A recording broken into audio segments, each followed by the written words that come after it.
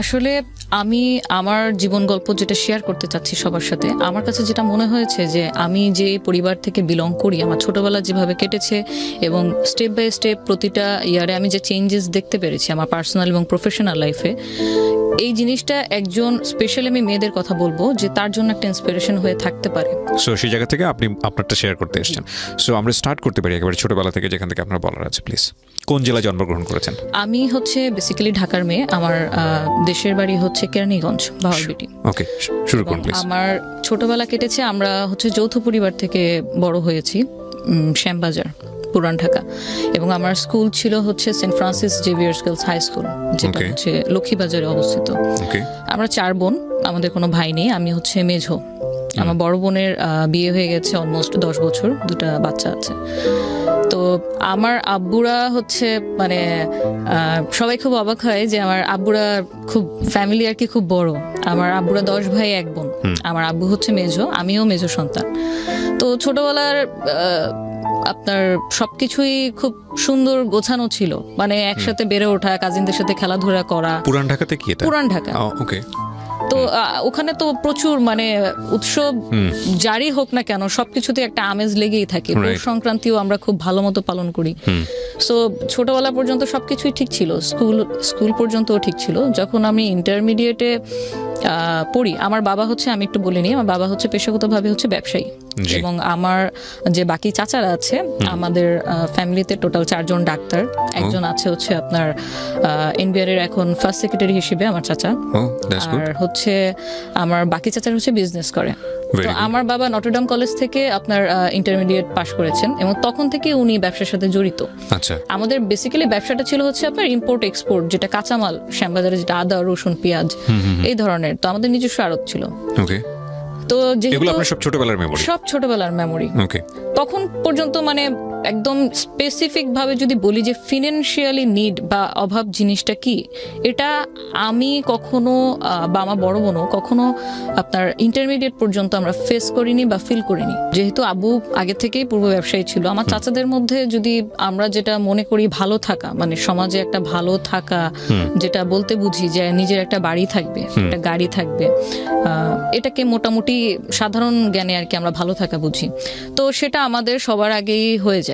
আমার বাকি চাচাদের মধ্যে আমার আব্বুই হচ্ছে সবার আগে আপনার গাড়ি কেনে। হ্যাঁ। এবং তখন দেখা গেছে যে আমাদের যে স্কুলের যাতায়াত সবকিছুর জন্য আমাদের সাথে একজন বডিগার্ড ঠিক বলবো না, একজন কেয়ারটেকার থাকতো। কারণ যেহেতু পুরান ঢাকা অনেক হিজিবিজি এলাকা এবং আমাদের যে ফ্যামিলিতে আসলে আমরা বিলং করি ওইখানে তখন পর্যন্ত আমরা অত, এখনো বলবো যে আমরা অত বেশি এক্সট্রোভার্ট না। মানে আপনি প্রতিবেশীর বাসায় যাচ্ছি বা সকালে বের হচ্ছি, রাতে আসছি, কোথায় গেল কোনো খোঁজ খবর নাই। সবসময়ই আমাদের একজন গার্জিয়ান মানে সাথে সবসময় থাকতো। যাওয়ার ক্ষেত্রে কোনো বাইন্ডিংস নেই, বাট সবসময় থাকতো। তো তখন থেকে দেখা গেছে যে আমরা দেশের বাইরে কখনো যাওয়া হয়নি। আব্বু যেহেতু ব্যবসায়ী ছিল খুবই ব্যস্ত থাকতো, বাট আমরা অলমোস্ট দেখা গেছে যে আমি ইন্টারমিডিয়েট পর্যন্ত অলরেডি 5-6 বার কক্সবাজার ঘুরতে চলে গেলাম, সিলেটে চলে গেলাম চাচাদের সাথে। তো এই ধরনের মেমোরিগুলো ছিল। আর আমাদের টিফিন কস্ট যেমন যদি বলি, আমারটা আমি আপনার স্কুলে যখন যাই, আমার যে ক্লোজ ফ্রেন্ড সার্কেল ছিল 5-6 জন, এদেরকে নিয়ে আমি কখনো একা খেতে পছন্দ করতাম না। তো পকেট মানি যেহেতু আব্বু দিত, তো তখন আব্বুর কাছে চেয়েই নিতাম যে আজকে আমরা এটা খাবো এটা খাবো। প্রতিদিনই দেখা গেছে যে আমরা টিফিন পিরিয়ডে তো টিফিন খাচ্ছি, দেন ছুটির পরেও আবার একটা আড্ডা হতো। তো এই নিয়ে মানে সবসময় হচ্ছে একটু দ্বিধাদ্বন্দ্বে থাকতো যে কি ব্যাপার, ছুটি হয়ে গেছে, তুমি এখনো বাসা থেকে স্কুল থেকে ফিরছো না? যে আব্বু আমি এখন খাচ্ছি, আমি খেয়ে চলে আসতেছি। ততক্ষণ পর্যন্ত কেয়ারটেকার আমাদের সাথে, মানে যেটাকে মনে হয় যে আপনার সোনার চামচ মুখে দিয়ে জন্মগ্রহণ করা, একদম ওই ট্রিটমেন্টটাই আমি পেয়েছিলাম। হ্যাঁ।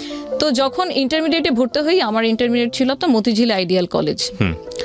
আমরা তখন আমাদের একটা নোয়া গাড়ি ছিল আর একটা পাজেরো ছিল। নোয়া এবং পাজেরো 2টা গাড়ি ছিল।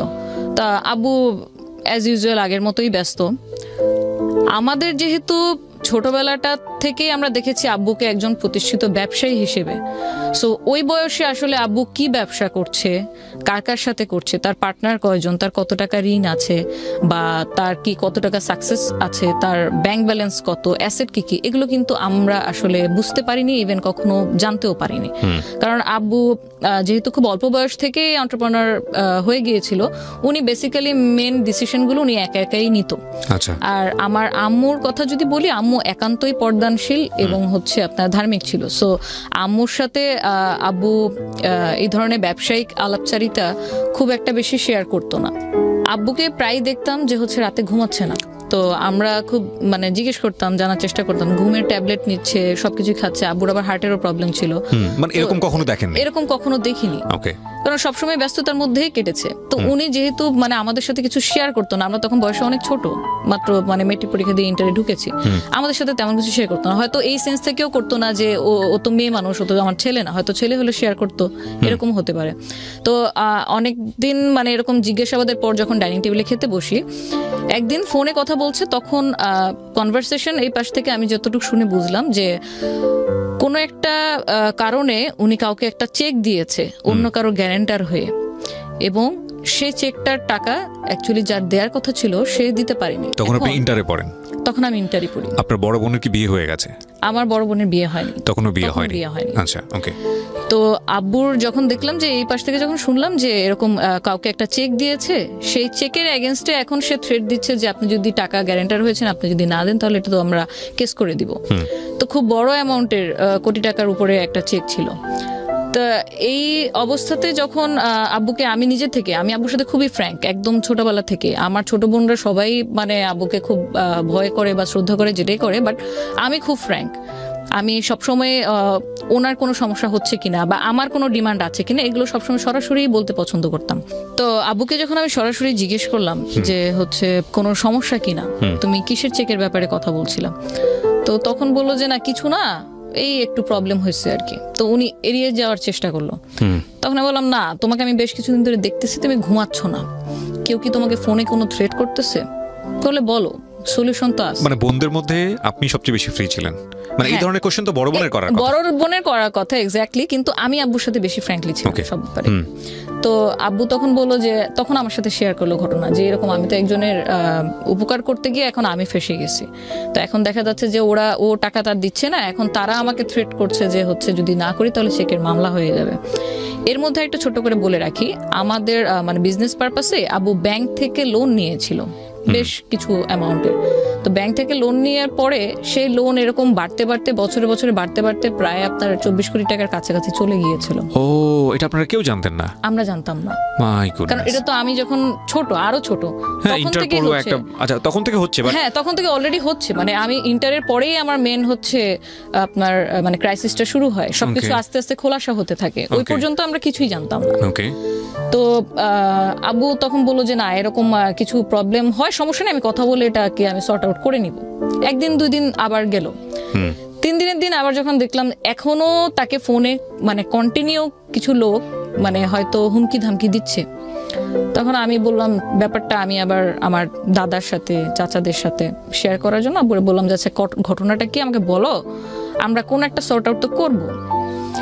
এখন এখানে যদি তোমারও কোনো ফল্ট থেকে থাকে বা যারই ফল্ট, এটা একটা সর্ট আউট করতে হবে। এভাবে ঝগড়াঝাটি করে তো আসলে ঝামেলা বাড়বে, ঝামেলা কমবে না।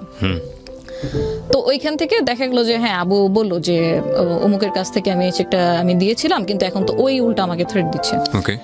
তো এই জিনিসটা যখন আমি চাচাদের সাথে শেয়ার করি, তখন আমি শেয়ার করতে গিয়ে দেখলাম যে হচ্ছে মানে আমার মাথায় আকাশ ভেঙে পড়ার মতো। এই জন্য আমি শেয়ার করতে গিয়েছিলাম ধরেন 5% একটা প্রবলেমের কথা, কিন্তু গিয়ে জানতে পারি অলমোস্ট 80% একটা প্রবলেম নিয়ে আমরা অলরেডি চলছি, মুভ করছি। মানে বিষয়টা হচ্ছে এরকম যে আমার শরীরের কোনো একটা জায়গায় ছোট্ট একটা কিছু হয়েছে বলে আমি ডাক্তারের কাছে গিয়েছি, কিন্তু গিয়ে দেখি যে ক্যান্সার হয়ে বসে আছে। সঠিক। হ্যাঁ।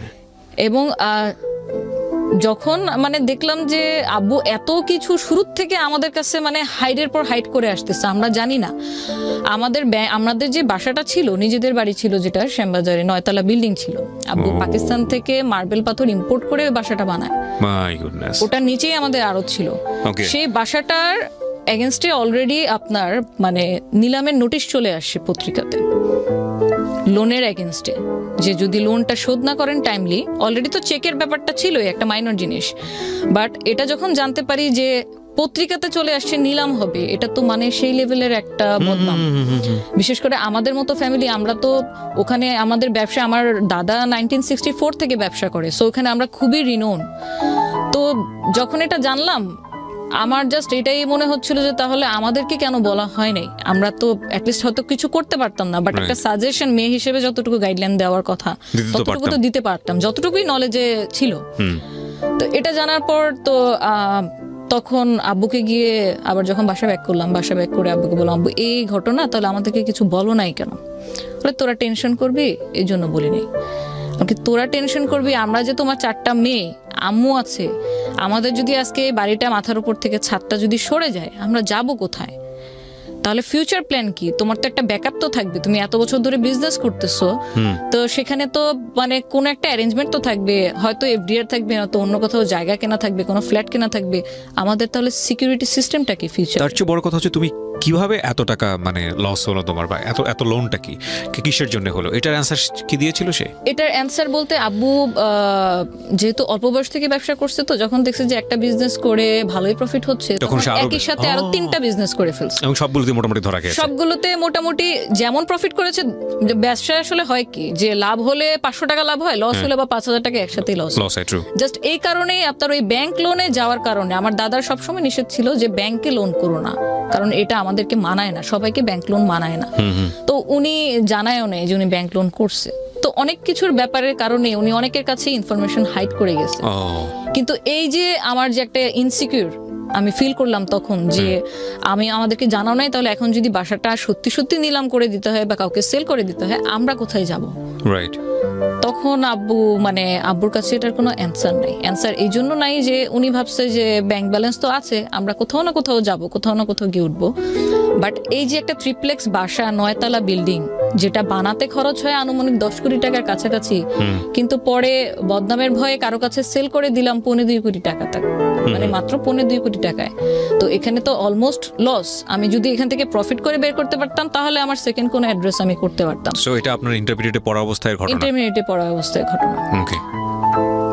তারপরে আমরা এখন যেহেতু বাসা সেল করেই দিতে হবে, আমরা চাচ্ছি না যে এটা পত্রিকাতে উঠে নিলাম হোক, কারণ এটা বদনাম হয়ে যাবে।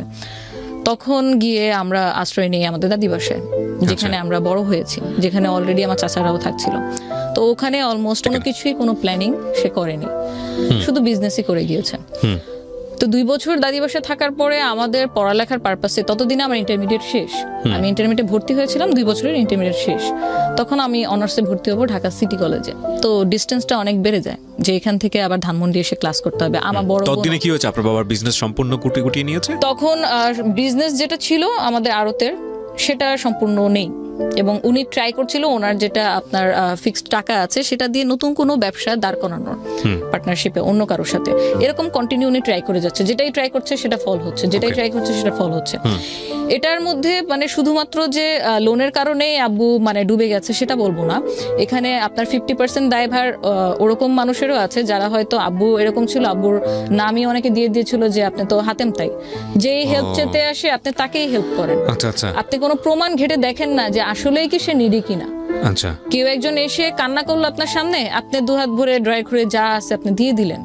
তো এই যে আব্বুর অনেস্টির একটা মিসইউজ, এটা কিন্তু উনি আমাদেরকে না জানায় অনবরত করে গেছে। নয়তো একটা মানুষ এত বছর ব্যবসা করছে, এতগুলো টাকা ওনার মানে ওইখান থেকে রেভিনিউ আসছে, তাহলে টাকাটা নিয়ে কেন কোনো ফিউচার প্ল্যানিং হয়নি? উনি কন্টিনিউ এই জিনিসগুলো করে গেছে, যে টাকা চাইছে আমার আজকে বাচ্চার অপারেশন করতে হবে, বা আমার ব্যবসা ডুবে গেছে, আমি একটা নতুন স্টার্ট আপ করবো, সেই ক্ষেত্রে আমাকে কি হেল্প করতে পারেন, এই মানে দান খয়রাতগুলো উনি কন্টিনিউ করে গেছে। এবং কারোর জন্য যদি আমি কোনো কিছু করি, সেটা যদি লোন হিসেবে হয়, সেটার এগেনস্টে তো একটা দলিল বা একটা ডকুমেন্ট কিছু একটা তো আমার থাকবে, যেহেতু সেটা আমি ফিডব্যাক পাবো। আব্বুর কোনো লোনের এগেনস্টে যাদেরকে লোন দিয়েছে কোনো ডকুমেন্ট ছিল না। সো যখন তাদের অবস্থা ভালোর দিকে চলে যায়, তখন কিন্তু তারা আব্বুকে চিনে নাই। ওকে ওকে। তখন একদম মানে টোটালি অপোজিট হয়ে গেছে, কয়েন ঘুরে গেছে, তখন তারা আব্বুকে চেনে না। অলরেডি তো আব্বুর ব্যবসা ডাউন, এখন সে অনবরত স্ট্রাগল করছে কিভাবে, কারণ সংসার তো চালাতে হবে, 4টা মেয়ে। তখন আপনার বড় বোনের বিয়ে হয়নি? তখন আমার বড় বোনের বিয়ে হয়নি। আমি যখন সিটি কলেজে অনার্সে ভর্তি হই, তো অনার্সের সেকেন্ড ইয়ারে পড়াকালীন সময় আমার বড় বোনের বিয়ে হয়।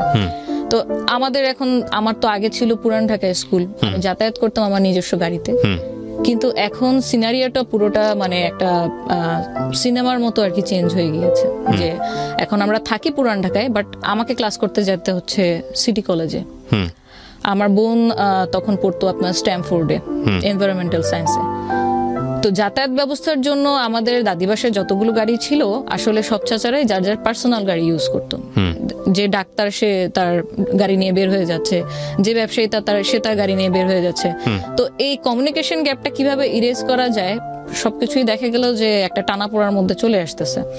তো যে মেয়ে আমি কোনোদিন মানে গাড়ি ছাড়া কোথাও মুভ করিনি, আমি তখন বাসে উঠি, পাবলিক বাস, মালঞ্চ বাসে করে আমি সূত্রপুর বাস স্ট্যান্ড থেকে আমি সিটি কলেজে আসা শুরু করি। কিন্তু বাসের টিকিট কিভাবে কাটতে হয়, কি বলতে হয়, বাসের হ্যান্ডেল কোনটা ধরে উঠবো, কোন সিটে বসতে হয়, বা আর কোনো ফর্মালিটিস আমি কখনো জীবনে কোনোদিন পাবলিক বাসে উঠিনি। বাসে ওঠার এক্সপিরিয়েন্স দুবারই হয়েছে, যেটা আমি মানে আমার স্কুল থেকে আমাদেরকে স্টাডি ট্যুরে পিকনিকে নিয়ে যেত তখন। সো আমি ওইখান থেকে যখন যাতায়াত শুরু করি, আমি গাড়ির ব্যবস্থা যখন সাপোর্টটা দাদিবাসার থেকে পাইনি বলবো না, পেয়েছি সময়ে অসময়ে, কারণ যেহেতু সবাই পার্সোনাল গাড়ি ইউজ করে সব সময় ওরকম হতো না।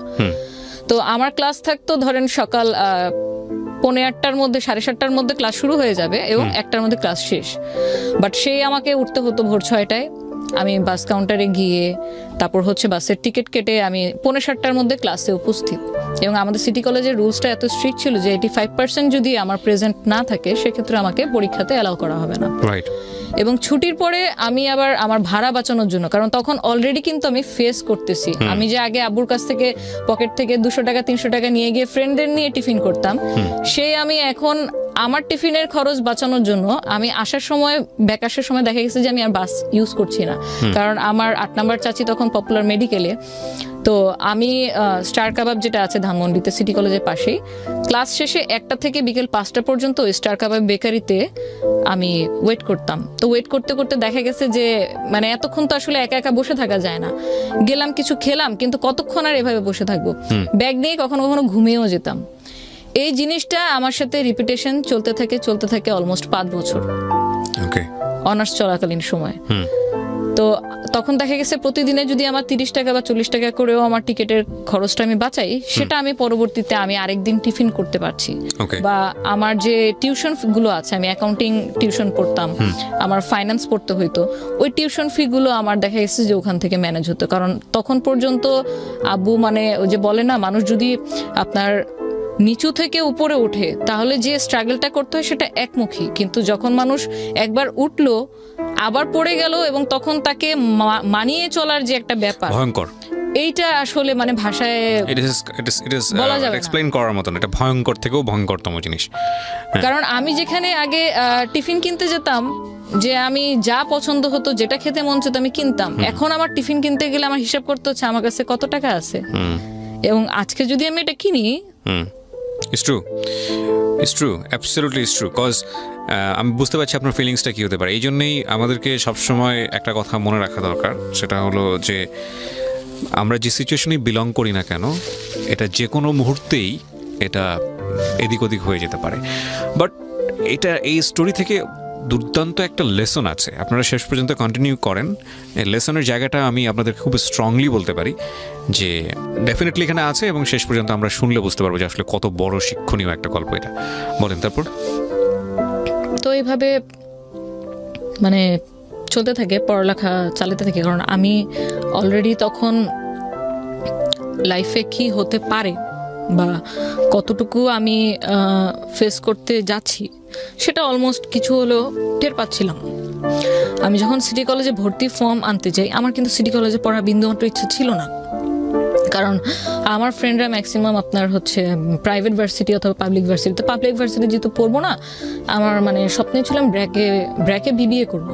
কেন যেন ব্র্যাকের প্রতি একটা সফট কর্নার ছিল। তো আমি যখন অ্যাডমিশন ফর্ম নিতে যাই তখন অনেকটা আমি জোরপূর্বক যাই।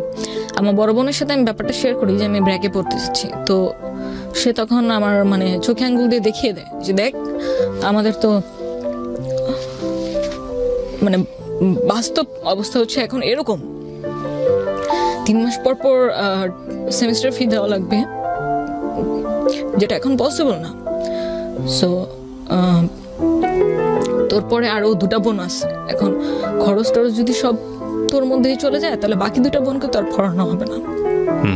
So you sacrifice yourself. Yeah. Sorry. It's okay, take your time, no problem.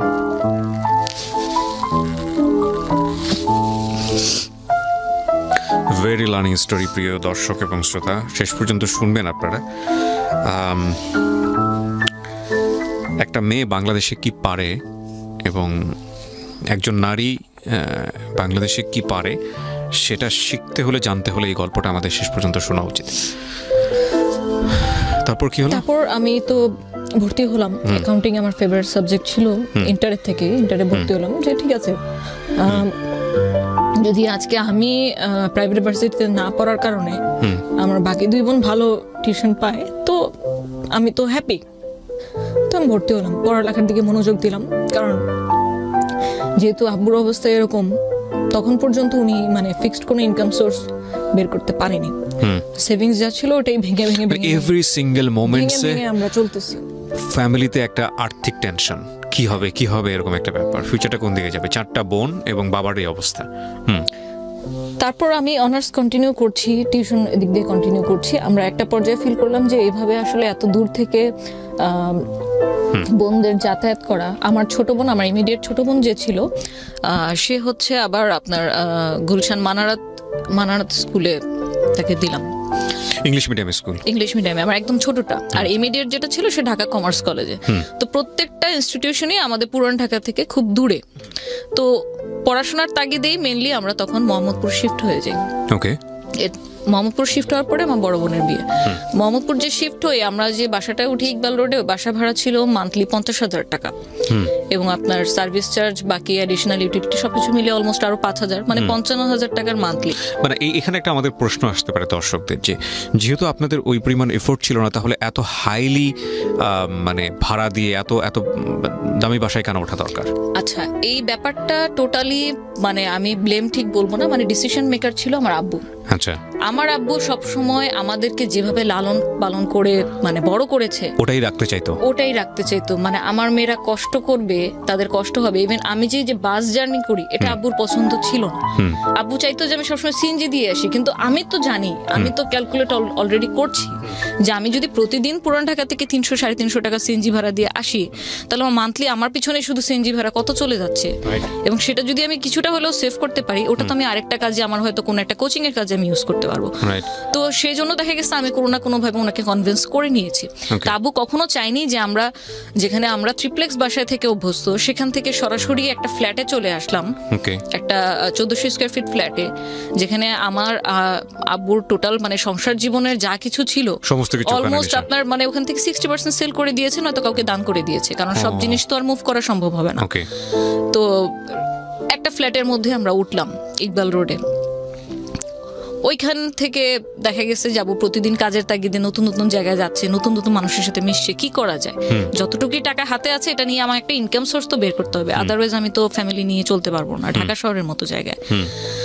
তো আমিও মানে মনে মনে চিন্তা করতে থাকলাম যে আমি কি কোনো সাপোর্ট দিতে পারি ফ্যামিলিকে কন্ট্রিবিউট করার জন্য। হ্যাঁ, কিন্তু আমি আমার অনেক ফ্রেন্ডরাই দেখতাম যে একদিনে 3টা-4টা করে টিউশনই করতো, যেটা আমি কোনোদিন পারিনি। আমি কোনোদিন আমার ছোট বোনকেও পড়াইতে পারিনি, আমি জানি না কেন। তো টিউশনিটা আমার দ্বারা হবে না, তাহলে অল্টারনেটিভ কি করা যায়? তো আমি যেহেতু আমার বাবাও ব্যবসায়িক পরিবার থেকে বিলং করি, আমার ছোটবেলা থেকে ইচ্ছা ছিল যে আমি বিজনেস করব। কিন্তু কি বিজনেস করব? বিজনেস করতে একটা পুঁজি লাগে, একটা নাম লাগে, একটা প্রতিষ্ঠান লাগে, কিছু প্রসিডিউর আছে, কিছু ডকুমেন্ট আছে, এত কিছুর ধ্যান ধারণা তো আমার নাই, তখন পর্যন্ত ছিল না।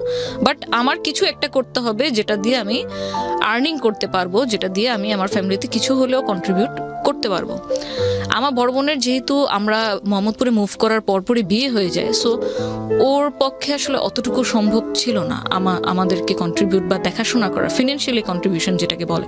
আদার মেন্টাল সাপোর্ট বা আপনি যে কোনো ধরনের কন্ট্রিবিউশন তো এখনো করে যাচ্ছে, still now, but financially contribution সে বেশি একটা দিন করতে পারেনি। সে পরে ইংলিশ মিডিয়াম স্কুলের একটা টিচিংয়ে আর কি প্রফেশনে চলে যায়।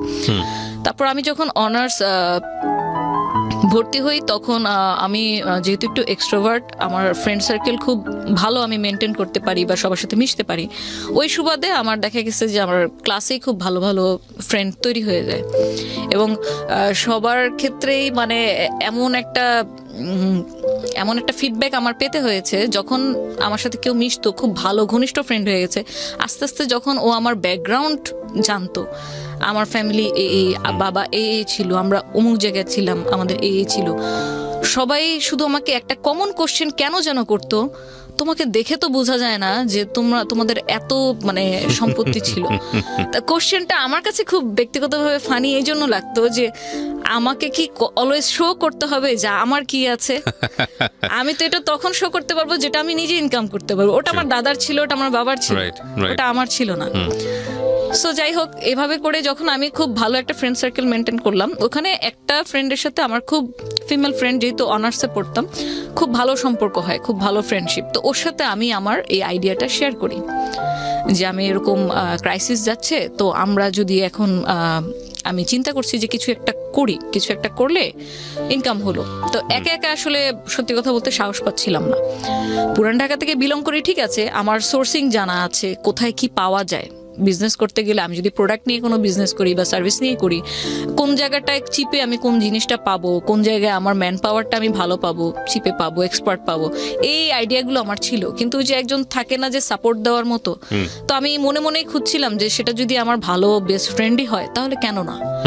তো আমি যখন আইডিয়াটা তার সাথে শেয়ার করলাম, সেও রাজি। কি ছিল আইডিয়াটা? এখন আমাদের মানে বিজনেস করার আইডিয়াটা একটা অফার থেকে আমরা গেইন করি। আমরা পরিকল্পিতভাবে কোনো আইডিয়া মানে তখনও মেক করতে পারিনি। She was my friend. তো তারই কোনো এক ফ্রেন্ড অফার করলো যে দোস্ত, আমার এক ফ্রেন্ডের বিয়ে হবে, তো ওর কিছু ডালাকুলা সাজিয়ে দিতে হবে। এখন তোর কি কোনো লোক আছে, তুই পারবি? ও তো প্রথমে বললো যে হ্যাঁ পারবো, লোক আছে। কারণ আমি তো অলরেডি ওটা নিয়ে আমরা মানে ঘাটতেছিলাম যে কি করা যায়। So you are planning for an event planner. Okay. তো 2010 এর কথা বলছি আমি। 2010 এ তখন পর্যন্ত আমরা হিন্দি একটা মুভি জানি যে ব্যান্ড বাজা বারাত, খুব ফেমাস হয়েছিল যে ইভেন্ট প্ল্যানারের এরকম। তখন পর্যন্ত মুভিটা রিলিজ পায়নি। Okay. তো যখন ওর কাছ থেকে কথাটা শুনলাম, তখন দুজন মিলেই মানে সম্মিলিতভাবে ঠিক করলাম যে আচ্ছা, আমরা অন্য কাউকে দিয়ে কেন করাবো, আমরা তো চাচ্ছিলাম কিছু একটা করতে, চল আমরা এটাই ট্রাই করে দেখি। আমরা নিজেরাই করি, আমরা নিজেরা করে দেই। যদি দেখি যে হ্যাঁ ক্লায়েন্ট স্যাটিসফাইড, তোর ফ্রেন্ড স্যাটিসফাইড, তাহলে আমরা এটা নিয়ে আরো ডিপলি চিন্তা করবো। এগুলো সব একটা লিস্ট আউট করলাম, যেহেতু আমরা নতুন, আমরা জানি না। তো পরে গাউসিয়া গেলাম, চকবাজার গেলাম, কোথায় ডালা পাবো, কোথায় কুলা পাবো, ভিতরে কি কি দিতে হয়, ওই জিনিসগুলো যদিও সে দিত, বাট ওগুলো সাজাবো কোন ওয়েতে, এটা মেয়ের ডালা না ছেলের ডালা, কালার কি কি দিলে ভালো হয়, কালার কোড আছে কিনা। নেভার, না, I have personal experience on this, কারণ আমার বোনের বিয়ে সম্পূর্ণটা আমি অ্যারেঞ্জ করেছি। এবং আমার ফ্যামিলিতে যতগুলো প্রোগ্রাম হয়েছে, দেখা গেছে কোনো না কোনো একটা দায়িত্ব আমাকে দেওয়া হতো, এবং আমার দায়িত্ব আমি যতটুকু পালন করতাম সবাই খুব হ্যাপি। এই কাজটা মানে এই যে ইভেন্ট ম্যানেজমেন্টের যে বিষয়টা, এটা আমাকে ছোটবেলা থেকে খুব উৎসাহ দিত। তো মেন্টালি একটা প্রিপারেশন ছিল যে এই টাইপের কিছু করব, বাট এরকম অফারটা সামনে থেকে আসাতে আমার জন্য খুব ইজি হয়ে গেছে ওটাকে গ্র্যাব করা। তো পরে আমরা ওটা করলাম, ওটাতে সাকসেসফুল হলাম। দেন আমরা আরো ডিপলি প্ল্যানে গেলাম। কত টাকা পেলেন ওখানে? আমাদের প্রফিট ছিল 1500 টাকা। আমরা কিছু ডালাকুলা 4-5টার মতো ডালাকুলা ওদেরকে সাজিয়ে দিই, মানে আমাদের প্রফিট ছিল 1500 টাকা। 1500 টাকা পেয়ে আমরা তখন মহা খুশি, কারণ এটা লাইফের আমার মানে ফার্স্ট ইনকাম। তো তখন প্ল্যান করি এটাকে নিয়ে আরো ডিপলি কি করা যায়। এই করতে করতে আমরা একটা লিস্ট তৈরি করলাম যে ইভেন্ট ম্যানেজমেন্টে কি থাকে, আমরা কতটুকু সাপোর্ট দিতে পারবো, আর আমরা এটাকে প্রচার করব কিভাবে, মানুষকে জানাবো কিভাবে যে আমরা এই কাজ করি, আর আমাদের কাজগুলো করে দিবে কে। এই টোটাল জিনিসটা মানে লিস্ট আউট করলাম। আমি যেহেতু তখন একদমই মানে নিউবি, বিজনেস মানে এন্টারপ্রেনার হিসেবেই নিউবি, সো ওর সাথে যে আমার যে একটা বেস্ট ফ্রেন্ডের রিলেশন, এটাই আমার কাছে তখন মুখ্যম বিষয়। পার্টনারশিপ করতে গেলে যে এখানে কোনো ডকুমেন্ট করতে হবে, এডিট করতে হবে, এই ধরনের কিন্তু কোনো আইডিয়াই ছিল না। থাকাটাই আমার কাছে মনে হচ্ছে অপ্রাসঙ্গিক। বিকজ আমার জায়গা থেকে যেটা মনে একটা প্রতিষ্ঠান করতে গেলে, আমি এখানে শেয়ার করছি, অনেক কিছু প্রয়োজন হয়, গভর্নমেন্ট ডকুমেন্টের অনেক কিছু প্রয়োজন হয়। কিন্তু এটা আসলে আমাদের যখন আমরা ল্যান্ডে নামি, তখনই জানতে পারি, রাগ পর্যন্ত জানার ওইভাবে আসলে সুযোগও নাই। হ্যাঁ বলেন তারপর। সঠিক। তো পরে যেহেতু ওর সাথে আমার বিশ্বাসের সম্পর্ক, এর চেয়ে বেশি আমি আর কিছু বলতে পারবো না, মানে যেখানে একদম অটুট বিশ্বাস, সে বিশ্বাস নিয়ে আমরা আগাই। ওর সাথে আমি পার্টনারশিপ করি, আমরা 50-50% নিতাম। তো আমিও খুঁজে খুঁজে ওকে নিয়ে একদম প্রত্যেক জায়গায় ঘুরি যে আমাদের যদি ওয়েডিং এর কাজ আসে আমরা কোন কারিগর দিয়ে করাবো। তখন আমরা বিভিন্ন মার্কেটে যাই, মার্কেটে গিয়ে কারা কারা এই কাজগুলো করছে, কারা কোন রেটে দিচ্ছে। একই ডিজাইন আমরা দেখা গেছে যে ট্যাবলেটে নিয়ে বা মোবাইলে নিয়ে 10টা দোকানে দেখাচ্ছি।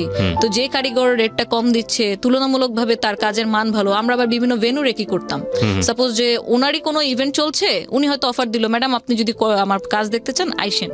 তো গিয়ে আমরা তখন দেখলাম যে হ্যাঁ ওনার কাজটা মোটামুটি কোয়ালিটিফুল, এটা আমি আমার ক্লায়েন্টকে দিতে পারি।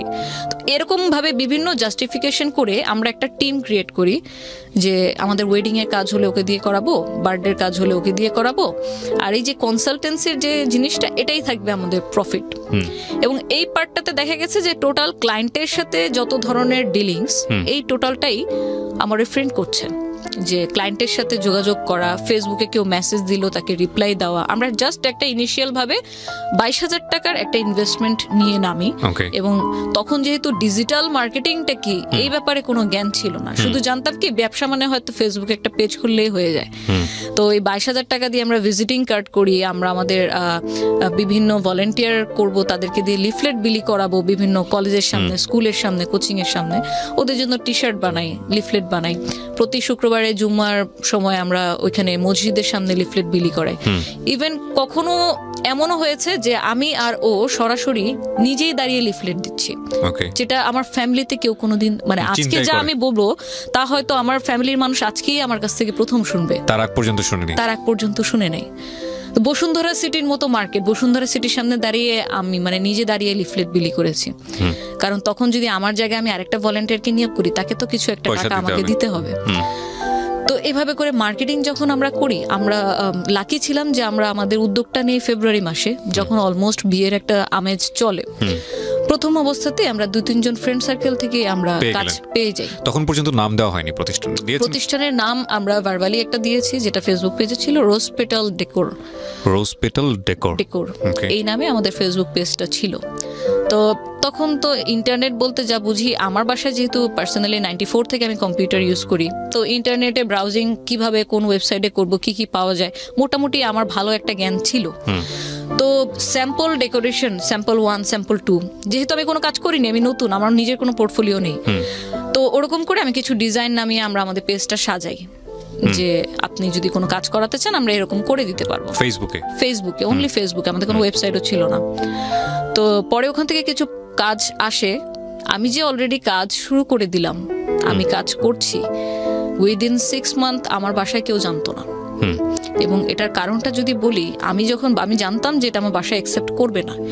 ইভেন্ট ম্যানেজমেন্ট জিনিসটা আসলে কি, ইভেন্ট প্ল্যানার বলতে আমরা কি বুঝি, এটা আমার মনে হয় যে এখন পর্যন্ত এই 2020-তেও আপনার 40% মানুষের মনে হয় কোনো আইডিয়া নেই। ইভেন্ট ম্যানেজমেন্ট জিনিসটা আসলে এখন পর্যন্ত প্রায় 40%-এর মানুষ অ্যাকুরেট বোঝে না যে ইভেন্ট ম্যানেজমেন্টটা কি। এই কারণে আমি আমার বাসায় শুরু থেকে বলতে চাইনি, কারণ আমি মানে আব্বুর সাথে যেহেতু আমি আগেও মেনশন করেছি যে অনেক ফ্রি, আমি অনেক স্টাডি ট্যুরে চলে গিয়েছি, শুধু একটা হোয়াইট পেপার দিয়ে যাবো, একটা সাইন করে দাও, কারণ আমাদের স্কুলের বা কলেজের নিয়ম ছিল যে পারমিশন লেটার লাগবে গার্জিয়ানে, তাহলে তুমি যেতে পারবা। তো সেই জায়গা থেকে আমি জানতাম, আব্বুকে বুঝতাম যে কোন কাজটা করতে গেলে এখানে বাধা আসবে। কিন্তু আমি কিন্তু ভেতর তখন এটাও ফিল করছি যে আমি যদি এখন কোন একটা স্টেপ না নেই, তাহলে যেভাবে চলছে এভাবে আদৌ কয়দিন চলতে পারবে। তো এই জন্য আমি জানাইনি, ইচ্ছে করে আমি ইন্টেনশনালি 6 মাস পর্যন্ত আমি জানাইনি। ইভেন হয়তো আমি আরো বেশি দিন জানাতাম না, কিন্তু যখন দেখলো আমি রাত জাগা শুরু করলাম, রাত জেগে আমি ডিজাইন করতাম, বিভিন্ন ডিজাইন কালেকশনে নামাতাম, আমি ক্রিয়েটিভ কাজ করতাম, আমার বার্থডে সেটটা কিরকম হলে ভালো হয়, মেয়েদের জন্য হলে কি, বিভিন্ন অফার টফার আমাদের পেজে দেওয়া লাগতো। তারপর একদিন যখন আমার লিফলেট কিছু আমার বাসায় ছিল, আব্বু একদিন এমনিতেই হয়তো আমার অ্যাবসেন্সে রুমে ঢুকে তখন লিফলেটটা হাতে পেয়ে গেল। এটা মানে উনি ওয়েট করছিল যে কখন আমি বাসায় ব্যাক করব কলেজ থেকে। তো সেই দিন তো একদম পুরো ধরা। তা আমি আবার ছোটবেলা থেকে এরকম ভালো হোক মন্দ হোক যেটাই হোক, আমি মিথ্যা কথা কখনো বলি না, কারোর সাথেই না। এখন যদি আমাকে মার খেতে হয়, বকা খেতে হয়, খাবো, কিন্তু মিথ্যা বলবো না, কারণ মিথ্যা 1 দিন 2 দিন 3 দিন আমাকে সেভ করবে এরপরে। সো আব্বুকে বললাম যে আব্বু আমি এরকম বিজনেস শুরু করছি। কিসের বিজনেস? এগুলো কি? বেলুন দিয়ে ডেকোরেশন, স্টেজ, এগুলো কি? তা আমি বললাম যে আমি বিজনেস শুরু করছি আমার ওই ফ্রেন্ডের সাথে। তো আমাদের এমনিতে কোথাও মুভ করতে হয় না, কারণ আমি তো জানি ওনার কনসেপ্টটা। আমি কোথাও যাচ্ছি, একা যাচ্ছি, গাড়ি ছাড়া যাচ্ছি, কোথায় যাচ্ছি, এগুলো নিয়ে তো উনি তো কনসার্ন হবে, এবং সেটা আমাকে করতে দিও না 100% শিওর। তো ওনাকে কনভিন্স করার জন্য আমার যতটুকু ইনফরমেশন ওনাকে দেওয়া দরকার ততটুকু দিলাম, যে দেখো আমি আমার ফ্রেন্ডের সাথে করতেছি, এটা একটা অনলাইন বেস, আমাকে কোথাও যেতে হয় না, আমি বাসায় থেকে কাজ করি, নেটে আমাদের অর্ডার আসে, আমি নেটেই আবার মেল করে এই জিনিসটা আমি আমার লোককে পাঠিয়ে দিই যে আমার অমুক ভেন্যুতে। কিছুটা ইনফরমেশন একে আমাকে হাইড করতে হয়েছে, না তো আমি আগাতে পারবো না। পরে উনি কোনোভাবে ওই দিনটা পার হইলো, বাট দেন যখন উনি এটাকে আরো ডিপলি বোঝার চেষ্টা করলো, আমারই তো বাবা, আমার শরীরে ওনার রক্ত, তো আমিও যেরকম ওনাকে ডিপলি বোঝার চেষ্টা করি, উনিও আমাকে ডিপলি বোঝার চেষ্টা করে। তো একদিন এরকমই খাওয়ার টেবিলে বসে জিজ্ঞেস করতেছে যে হচ্ছে এরকম এখন পর্যন্ত কবে এটা আসলে স্টার্ট করলাম, আর ওনাকে জানাইনি কেন, টাকাই বা পেলাম কোথায়। তো পরে আস্তে আস্তে আমি বললাম যে এরকম আমরা দুজন মিলে যেহেতু করছি, একার উপর বার্ডেনটা পড়েনি, কিছু আমার সেভিংস ছিল, কিছু রোজারিদের আমার ঈদি ছিল, সবকিছু মিলিয়ে আমি করছি। তো বলে তো এখন এটা অফিস, কারণ ওনার তো মেন্টালিটি ওরকমই যে আমার একটা অফিস থাকতে হবে, একটা ইনস্টিটিউশন থাকতে হবে, যেখান থেকে অর্গানাইজেশন থাকতে হবে, যেখান থেকে আমার আন্ডারে লোক কাজ করবে, আমি ওখানে বসে বসে অফিস করব। ওনার মেন্টালিটিটা এরকমই। বললাম অফিস তো এখন ইনিশিয়াল পর্যায়ে তো আর অফিস নেওয়া যাবে না, এখন তো আমাদের ওরকম পুঁজি নেই। তো উনি আমাকে অফার করলো যে আচ্ছা এই বিজনেসে ফিউচারটা কি শুনি, তাহলে আমি তোকে টাকা দিতেছি। কিন্তু আমাদের দুজনেরই মাইন্ডসেট এরকম ছিল যে আমরা এটা নিয়ে কতটুকু আগাতে পাবো এই ব্যাপারে তো আমরা নিজেরাই নিশ্চিত না। সো হোক সেটা বাবার টাকা, কিন্তু অলরেডি আমি একটা ক্রাইসিস পজিশনে আছি, আমার বাবার টাকার প্রত্যেকটা টাকা কিভাবে একদম 100% ইউটিলাইজ করা যায় সেই চেষ্টাতেই আছি। সো এখান থেকে আমরা কোনো সাপোর্ট নিব না, ওর ফ্যামিলি থেকে কোনো সাপোর্ট নেয়নি, আমিও নেইনি। তাবুকে বললাম যদি লাগে আমি চেয়ে নিব। বাট দিনকে দিন দেখলাম যে যখন ইভেন্ট ঘন ঘন আসতেছে, আমাকে ঘন ঘন বাইরে যাওয়া লাগতেছে, আমি বাসায় বসে বসে পেপার কাটিং করে জিনিসপত্র বানাচ্ছি, তো আব্বুর কোনো দিক থেকে এই কাজটাকে সম্মানজনক মনে হলো না। ওনার দৃষ্টিভঙ্গি থেকে মনে হলো যে আমি হয়তো কোনো সহজ সরল ভাষায় যেটাকে কামলা খাটা বলে, যে আমি কামলা খাটতেছি, এটা কোনো ব্যবসায় পর্যায়ে পড়ে না, এটাকে ব্যবসা বলে না। আচ্ছা, তো আব্বুর কাছে এই কাজটা তখন যেটা বুঝলাম যে সম্মানজনক মনে হচ্ছে না, কারণ উনি তো দেখে আসছে, নিজেও ব্যবসা করে আসছে, যে একটা অফিস থাকবে, সাথে কিছু অ্যাসিস্ট্যান্ট থাকবে, ওখানে বসে অফিস করবে, কাজের লেভেলটাই অন্যরকম। বাট যখন দেখতেছে যে আমি ক্লায়েন্ট থেকে অর্ডার নিচ্ছি ঠিকই, কিন্তু আমি বাসায় বসে অনলাইনে চ্যাটিং করছি, বা হচ্ছে আমার হাতে করার যে কাজগুলা, বেলুন দিয়ে কোনো কাজ বা হ্যান্ডিক্রাফট আইটেম, এগুলো নিজে বাসায় বসে বসে করছি, স্টিকার কাটছি, তখন এই জিনিসটা ওনার কাছে ভালো লাগলো না, যে আমার মেয়ে কেন আমার মেয়ে কেন এই ধরনের কাজ করবে, এটা কি কোনো কাজের মধ্যে পড়ে নাকি। আমাকে পরে এক পর্যায়ে এরকম অফার করে বসলো যে তোমার মান্থলি কত টাকা লাগবে, তুমি বাসায় বসে থাকো, আমি তোমাকে টাকা দিচ্ছি। দ্য থিং ইজ দ্যাট আপনি তো এখনো বিয়ে করেননি। না, আমি বাবা, আমার একটা মেয়ে আছে, 3 বছর বয়স ক্রস করেছে। আপনার বাবার ব্যাপারটা আমি ফিল করতে পারি, আপনি যেটা বলছেন সেটা 100% রাইট। আমার মেয়ে হলেও আমি খুব টেনশনে থাকতাম। এটাকে আসলে নেগেটিভলি নেওয়ার কিছু নাই, but it happen in family, right? Okay, বলেন তারপর। তো তারপর যখন আমাকে যখন দেখলো আমি কাজে খুব মশগুল হয়ে যাচ্ছি, খুব ডিপলি কাজটা আমার পড়াশোনার ক্ষতি করে না, বাট আমি কাজটাকে খুব পছন্দ করছি, যত দিন যাচ্ছে আমি এটাতে বেশি ইনভলভ হয়ে যাচ্ছি। আগে হয়তো মান্থলিতে একটা কাজ করতাম বা 2টা, এখন এমন হয়েছে যে এটা অলমোস্ট আমার 1 বছর হয়ে গেছে, 1 বছর 1.5 বছর রানিং আমার ব্যবসার।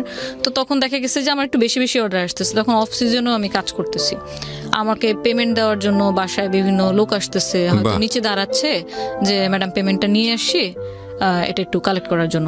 তো এই যে লোকজন আসতেছে, আব্বুর এটাও টেনশন হয় একজন বাবার দৃষ্টিকোণ থেকে, যে এই যে লোকটা আসলো তার ব্যাকগ্রাউন্ড কি, সে জাজ করতেছে যে হচ্ছে এখন তো আজকে হয়তো সে তোর আন্ডারে আছে, হয়তো ওয়ার্কার বেসিসে আছে, দিনমজুর হিসেবে আছে, কিন্তু এটা কি অ্যাকচুয়ালি ভালো কিনা লোকটার। আমরা যখন কাউকে এমপ্লয়েড করি তখন তো তার সিভি নেই বা কিছু নেই, বাট আমার তো ওদেরকে আসলে হাজিরা বেসিসে কাজ করা। ওর ব্যাকগ্রাউন্ড সম্পর্কে সত্যি কথা বলতে একটা এনআইডি কার্ডও আমার ছিল না। সো আব্বুরও এই কনসার্ন থাকাটা ঠিক ওনার জায়গা থেকে। তো যখন দেখলাম বেশি বেশি ইনভলভ হচ্ছি, তখন আমাকে একটা পর্যায়ে অফারই করে বসলো বসলো যে হচ্ছে দেখো তুমি এরকম প্রতিদিন বাইরে যাও, বিভিন্ন ভেন্যুতে যাও, এই যে ভেন্যুতে দাঁড়ায় থাকো, মানুষ আসে কোশ্চেন করে তোমাকে, এটা এরকম কেন হয়েছে, এটা ঠিক করে দেন, একটা পেন নেওয়া, মানুষের কথা শোনা, আবার একদম লাস্ট পর্যন্ত থেকে তাদেরকে হ্যান্ড ওভার করে দেওয়া। কেউ কেউ অনেকে বিলও কম দিচ্ছিল তখন প্রথম যে ডিড হয়েছে সাপোজ কথার কথা যে 20,000 টাকা কোনো একটা কাজ, সেখান থেকে আমাকে দেখা গেছে যে 5,000 টাকা কেটে দিচ্ছে, 2,000 টাকা কেটে দিচ্ছে। তো এই জিনিসগুলা উনি তো ওনার জায়গা থেকে কিছু হলেও বুঝতে পারতেছিল, কারণ অ্যাকচুয়ালি আমি তো একদম মানে কাদামাটি থেকে গড়ে ওঠা মানুষ। সো তখন বলো যে তোমার মান্থলি কত টাকা হাত খরচ লাগবে বলো, আমি তোমাকে দিচ্ছি, কিন্তু তুমি এই কাজটা অ্যাটলিস্ট করো না, আমার মান সম্মানটা কিছু হইলেও রাখো। ওনার খুব মানে প্রেস্টিজে লাগলো যে আমি এই ধরনের কাজ কেন করছি। এই জায়গা থেকে মেন কনফ্লিক্টটা আব্বুর সাথে আমার শুরু হয়। আমি হচ্ছে যে না, আমি করব কাজ, কোনো কাজকে আসলে ছোট করে দেখা যাবে না। আমার দাদার সিম্পল একটা ব্যাকগ্রাউন্ড যদি বলি, উনি কিন্তু পাকিস্তান 1964 থেকে উনি বিজনেস করে, কিন্তু উনি কি এক লাফে শিল্পপতি হয়ে গেছে তা তো না। ওনার কিন্তু একটা স্ট্রাগল ছিল, সাইকেল চালিয়ে হাটে পান নিয়ে চলে যেত, পাকিস্তান বর্ডারে পান বিক্রি করতো, গামছা বিছিয়ে কলা বিক্রি করতো। যখন আপনার দোকান ছিল আড়তে, আমাদের প্রথম আড়ত, তখন আমার দাদা কখনো এটা চিন্তা করেনি যে হচ্ছে আমার আজকে যদি আমি মজুদ, এখন আমরা রিসেন্টলি যেটা দেখি পেঁয়াজের দাম কেন বেড়ে যায়, আদার দাম কেন বেড়ে যায়, আমার দাদা কখনো মজুদ করে রাখতো না। ওনার হিসাব ছিল আমার আজকে খাবারের মতো টাকা উঠে গেছে, আমি শাটার বন্ধ করে বাসায় যেয়ে ফ্যামিলিকে টাইম দিব। সো ওই জিনিসটা না আমার ভিতরেও কাজ করতো যে যদি আমার দাদা কলা বিক্রি করতে পারে, উনি যদি পান বিক্রি করতে পারে মানুষের কাছে, দেন তো ইম্পোর্ট ব্যবসা শুরু করলো। কি ছিল মানে কি করেছিল শেষ পর্যন্ত? ওনার তো হচ্ছে উনি ইন্ডাস্ট্রিয়ালিস্ট ছিল, ওনার রেক্সিনের ফ্যাক্টরি, তারপর হচ্ছে আমাদের যে এটা হচ্ছে আমাদের মানে পিতৃগত ব্যবসা, যেটা যে ইম্পোর্টার কাঁচামালের, আমাদের এখন বর্তমানে এখন পর্যন্ত 2টা আড়ত আছে ওখানে। আমার দাদা মানে কাঁচামাল বলতে মানে সব ধরনের বাজারের কাঁচা সবজি থেকে শুরু করে সমস্ত কিছু, যে আদা রসুন পেঁয়াজ তারপর মরিচ এগুলো। এখন তাহলে আমি যদি আজকে আমি নিজে লিফলেট বিলি করলাম, বা নিজে দেখা গেছে যে আমার ফুলের ওয়ার্কারের জায়গায় আমি তো প্রত্যেকটা কাজ বলবো হাতে ধরে শেখা, আমি যে শুধুমাত্র ভেন্ডর হায়ার করেছি তা না। এই যে বেলুন কিভাবে আপনার ফ্লাওয়ারের একটা শেপ নিয়ে আসতে হবে, সেটা কিন্তু আমি আমার ওয়ার্কারকে শিখাইছি। ইউটিউবে ভিডিও দেখে, টিউটোরিয়াল ভিডিও দেখে, ওরা তো এসব জানে না, ওরা টেকনোলজি থেকে অনেক দূরে। সো প্রতিটা কাজ আমার হাতে দেখিয়ে করানো। তো আমার কথা হচ্ছে যে যদি আমি কোনো কাজ করে সেটা সম্মানের সাথে, অনেস্টের সাথে যদি আমি আর্ন করি, সেটাতে তো লজ্জার কিছু নেই। এখন যদি একটা সিএনজি ওয়ালার কথা বলি, সে তো অ্যাটলিস্ট ভিক্ষা করছে না, সে কাজ করছে, কাজ করে কামাচ্ছে, তাকে তো হচ্ছে আমরা অসম্মানের চোখে দেখতে পারি। তো আব্বুর সাথে যেটা দেখা গেছে, আব্বুর জায়গা থেকে দাঁড়িয়ে তার মেয়ে হিসেবে আমাকে যেটা বলছিল সেটা আমি নিতে পারছিলাম। তো এই জায়গা থেকে কিছু আপনার দ্বন্দ্ব রেগুলারই হচ্ছে। তারপর আমি ফটোগ্রাফি শুরু করি, ফটোগ্রাফিও করি, আমার ফটোগ্রাফি করার শখ ছিল। ওটা নিয়েও দেখা গেল যে না, মানুষের ছবি তোলা ঠিক হবে না, মানুষের ছবি তোলা ঠিক না, এটা অ্যাগ্রি করি, এবং অ্যাগ্রি করি বলেই আমি 2 বছর কন্টিনিউ করে তারপর আর ফটোগ্রাফি করিনি। তো দিন যত যেতে থাকে আমার দিক থেকে আপনার মানে স্কোপটা কমতে আসে। আমি এক সময় হতাশ হয়ে যাই যে আমি তো বাসায় তখন অলরেডি মান্থলি কিছু না কিছু দিচ্ছি, দেখা গেছে যে হচ্ছে আমার প্রতি মাসে বাজারটা হয়তো আমি করে ফেলতেছি। এবং মোহাম্মদপুরে যাওয়ার পর থেকে যেটা হয়েছে যে আমাদের ওই যে একটা কেয়ারটেকার থাকার যে একটা ছোটবেলা থেকে বেড়ে ওঠা, ওই কেয়ারটেকার জিনিসটা আর ছিল না। এখন নিজেদের কেয়ার নিজেদেরই করতে হবে। সো যেহেতু মোহাম্মদপুর থাকি, আমি বাজার, কাঁচা বাজার যেটাকে বলে বাসার সদাই কেনা, এটা আমিই করতাম। আমাকে ছোটবেলা থেকে আমার চাচা চাচি, খালা খালু, মামা এরা বলতো যে এটা তো কুতুবের, আমার আব্বু আর কি কুতুবের মেয়ে না, ও হচ্ছে কুতুবের ছেলে। কারণ ওই যে ছোটবেলা থেকে এই ধরনের কাজ আমি করি। তো বাজারে একদম টোটালি 2010 থেকে শুরু করি, এখন 2020 চলে, 10 বছর ধরে আমার বাসার বাজার আমিই করি এখন পর্যন্ত। তো তখনও কন্ট্রিবিউট করছি, হয়তো কিছু কন্ট্রিবিউট করতে পারতেছিলাম বলে আব্বু একদম টোটালি জিনিসটাকে মানে ডিসএগ্রি করতে পারেনি। আচ্ছা করতেছে করুক, কিন্তু আব্বুর ধারণা এবং সবার ধারণা, আমার বোনের ধারণাও এটা ছিল যে ইভেন্ট ম্যানেজমেন্ট জিনিসটা মানুষ ভালো চোখে দেখে না। তারা ইভেন্ট বলতে ভাবে যে হয়তো আমরা যেটা দেখি বিভিন্ন ফেয়ারে গেলে আপনার রিপ্রেজেন্টেটিভ থাকে কিছু, ফর্মাল ড্রেসে পরা, আইডি কার্ড ঝুলানো, কি লাগবে স্যার, কি সার্ভিস দিতে পারি, এই ধরনের। ওনাদের কনসেপ্টটা অতটুকুর মধ্যে সীমাবদ্ধ ছিল যে দেখ মানুষ তো আর বুঝবে না যে তুই এখানে নিজে ভেন্যুতে মানে তুই মালিক, তুই ডিরেকশন দিচ্ছিস কিন্তু কাজ করতেছে তোর আন্ডারে অন্য কেউ। মানুষ কিন্তু ইভেন্ট ম্যানেজমেন্ট বলতে এটাই ভাববে যে তুই নিজে ফিজিক্যালি ওইখানে গিয়ে হয়তো এরকম সবার সাথে মানে অ্যাজ এ জব টাইপের কাজ আর কি এরকম করতেছিস। তো এটা আসলে আমাদের সাথে যায় না। আমাদেরকে মানুষ কি বলবে, যারা পরিচিত আত্মীয় স্বজন আছে এরা তো এটা ভালো চোখে দেখবে না, ইভেন দেখছে না এখন পর্যন্ত, তুই এটা ছেড়ে দে। তো এরকম বোনের সাথেও দ্বন্দ্ব চলতেছে, বাবার সাথেও দ্বন্দ্ব চলতেছে। আমাকে এটা মানে ম্যানেজ করতে খুব কষ্ট করা লাগছে। ম্যানেজ আমি ততদিন পর্যন্ত করতে পারিনি যতদিন না আমি আরো বড় বড় কোনো কাজ আমি নিয়ে আসতে পারতেছিলাম। কন্টিনিউ আমরা মার্কেটিং করার চেষ্টা করতেছি কিভাবে আরেকটু ভালো কাজ করা যায়। তো আল্লাহর অশেষ রহমতে দেখা গেছে যে অ্যাটলিস্ট 3 বছর যখন কেটে যায় আমরা মোটামুটি তখন কিছু টুকটাক কর্পোরেট কাজ করা শুরু করি। যেমন আমরা বসুন্ধরা সিটি শপিং মলে আপনার রমজান মাসে যে 1 মাসের একটা ডেকোরেশন থাকে আউটডোরে, গেট থাকে, এই কাজটা আমরা প্রভিটা গ্রুপের স্পন্সরশিপ নিলাম, নিয়ে ওদের ব্যানারে আমরা ওখানে ডেকোরেশন করি। তখন আমরা রিয়েলাইজ করি কর্পোরেট কাজ কতটুকু ভ্যাস্ট হয়। মানে আপনার বসুন্ধরার সেই অ্যাডমিন লেভেলে গিয়ে ওনাদেরকে প্রপোজাল দেওয়া, এবং তখন যেটা আমরা ফিল করি যে যেটা বললাম যে আমাদের ডকুমেন্ট ছিল না কোনো, ট্রেড লাইসেন্স, টিন সার্টিফিকেট, এই জিনিসগুলো আমাদের কোম্পানির নামে ব্যাংকে অ্যাকাউন্ট আছে কিনা, এই জিনিসগুলো যখন ভেরিফাই করা শুরু করে তো তখন দেখা গেল যে এই জায়গা তো আমরা ধরা। তাহলে আমরা এখন যে আমরা কাজ করব, একটু কর্পোরেট লেভেলে ঢুকবো, বড় কোনো কাজ করবো, সেক্ষেত্রে তো আসলে ওরকম পেরে উঠতেছি না। তো আমি পরে স্যারদের সাথে কথা বলে কনভিন্স করলাম যে স্যার আমরা আসলে সত্যি কথা বলতে কর্পোরেট কাজ আমরা টুকটাক করেছি, বাট এরকম ভ্যাস্ট লেভেলে এখন পর্যন্ত করিনি। আপনি যদি আমাদের কাজের পোর্টফোলিও দেখতে চান, পোর্টফোলিও দিতে পারি, আমরা হয়তো খুব শীঘ্রই এটা আপনি যেটা যেটা ডকুমেন্ট বললেন আমরা করে ফেলবো। তো উনি খুবই সাপোর্টিভ ছিল, ওনার মেয়ের মতো করে আমাদেরকে বুঝালেন যে দেখো তোমরা যেহেতু করতেছো তাহলে প্রফেশনালি করো, জিনিসটাকে এরকম করলে তোমাদের জন্য বেটার হবে, আরো বড় বড় ভালো ভালো কাজ তোমরা নিতে পারবা।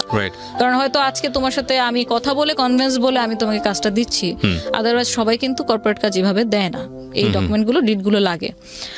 তো তারপর আমরা কিছু কর্পোরেট কাজ করার পর যখন দেখলাম যে না, কর্পোরেট কাজ করার পরে বাসার মানে মতিগতি কিছুটা হলেও আস্তে আস্তে চেঞ্জ আসতেছে।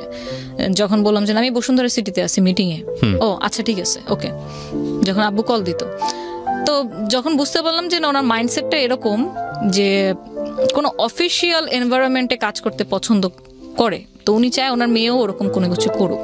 কিন্তু এই যে ওয়েডিং পার্টি, বার্থডে পার্টি, এই কাজগুলোকে ওনাকে আমি আর মানে কনভিন্স করতে পারলাম না, সেটা যত বাজেটেরই কাজ হোক না কেন। তো এর মধ্যে যখন ক্লায়েন্টদের সাথে ডিলিংসগুলো আমার পার্টনার করে যাচ্ছে কন্টিনিউ, এবং আমিও দেখা গেছে যে প্রতিনিয়তই নতুন নতুন কি ডিজাইন করা যায়। কারণ আমার যেটা মাইন্ডসেট ছিল যে আপনি যদি মার্কেটে একটা কম্পিটিটিভ মার্কেটে ঢোকেন, আপনার প্রোডাক্ট যদি ইউনিক না হয় তাহলে ক্লায়েন্ট কিন্তু আপনার কাছ থেকে প্রোডাক্ট নিবে না। কারণ আপনি যেটা দিচ্ছেন ডিসকাউন্টে, এরকম ডিসকাউন্ট তো আরো 10 জন দিচ্ছে, আরো 20 জন দিচ্ছে, কিন্তু ওই 10 জন 20 জনের সাথে আপনার কোনো একটা জায়গায় পার্থক্য তো থাকা লাগবে। সো আপনার প্রোডাক্ট বা আপনার ডিজাইনটা যদি ইউনিক না হয় সেক্ষেত্রে আপনি টিকে থাকতে পারবেন না।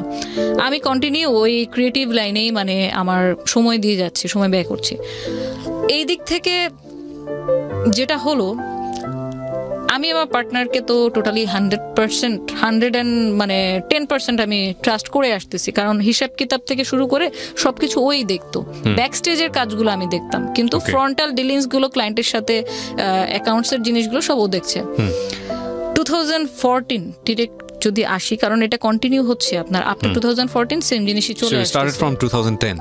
ইয়া 2010। আপনি 4 বছর পরের কথা বলছেন। হ্যাঁ 4 বছর পরে কথা বলছি। এর মধ্যে তো আমার মানে মোটামুটি একটা নাম টাম হয়ে গেছে, আমাদের পেজে অলমোস্ট আপনার 8000 এর উপর লাইক চলে আসছে, এবং সব অর্গানিক লাইক ছিল, আমরা কখনো পেজ প্রমোশনও করিনি, কারণ ডিজিটাল মার্কেটিং কি তখন আমি জানেন না। হ্যাঁ, তো তখন যেটা হলো যে আম্মু সিক হয়ে যায় আপনার 2013 থেকেই। আম্মুর ব্রেনের নার্ভ শুকিয়ে গিয়েছিল, আমরা যেটা বুঝতে পারিনি। তো আম্মু সিক হয়ে যাওয়ার কারণে তখন দেখা গেছে যে মানে বাসায়ও সময় দেওয়া লাগতেছে, পাশাপাশি হচ্ছে আবার ইনকাম কিভাবে বাড়ানো যায় সে চিন্তাও। বাসার মেজো মেয়ে, বড় বোনের বিয়ে হয়ে গেছে, ছোট দুজন তো আরো ছোট।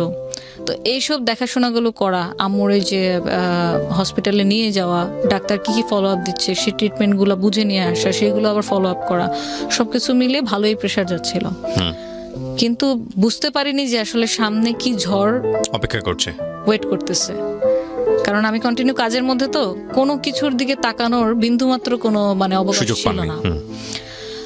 যখন দেখলাম যে একদিন খেতে গিয়ে মানে আম্মু যখন খেতে গিয়ে দেখলাম আম্মু খাবার এখান থেকে বেয়ে পড়তেছে, আম্মু ঠিকভাবে খাও, তারপর দেখি যে না, যে সে যতই ঠিক করে এদিক দিয়ে পড়তেছে। ওহো।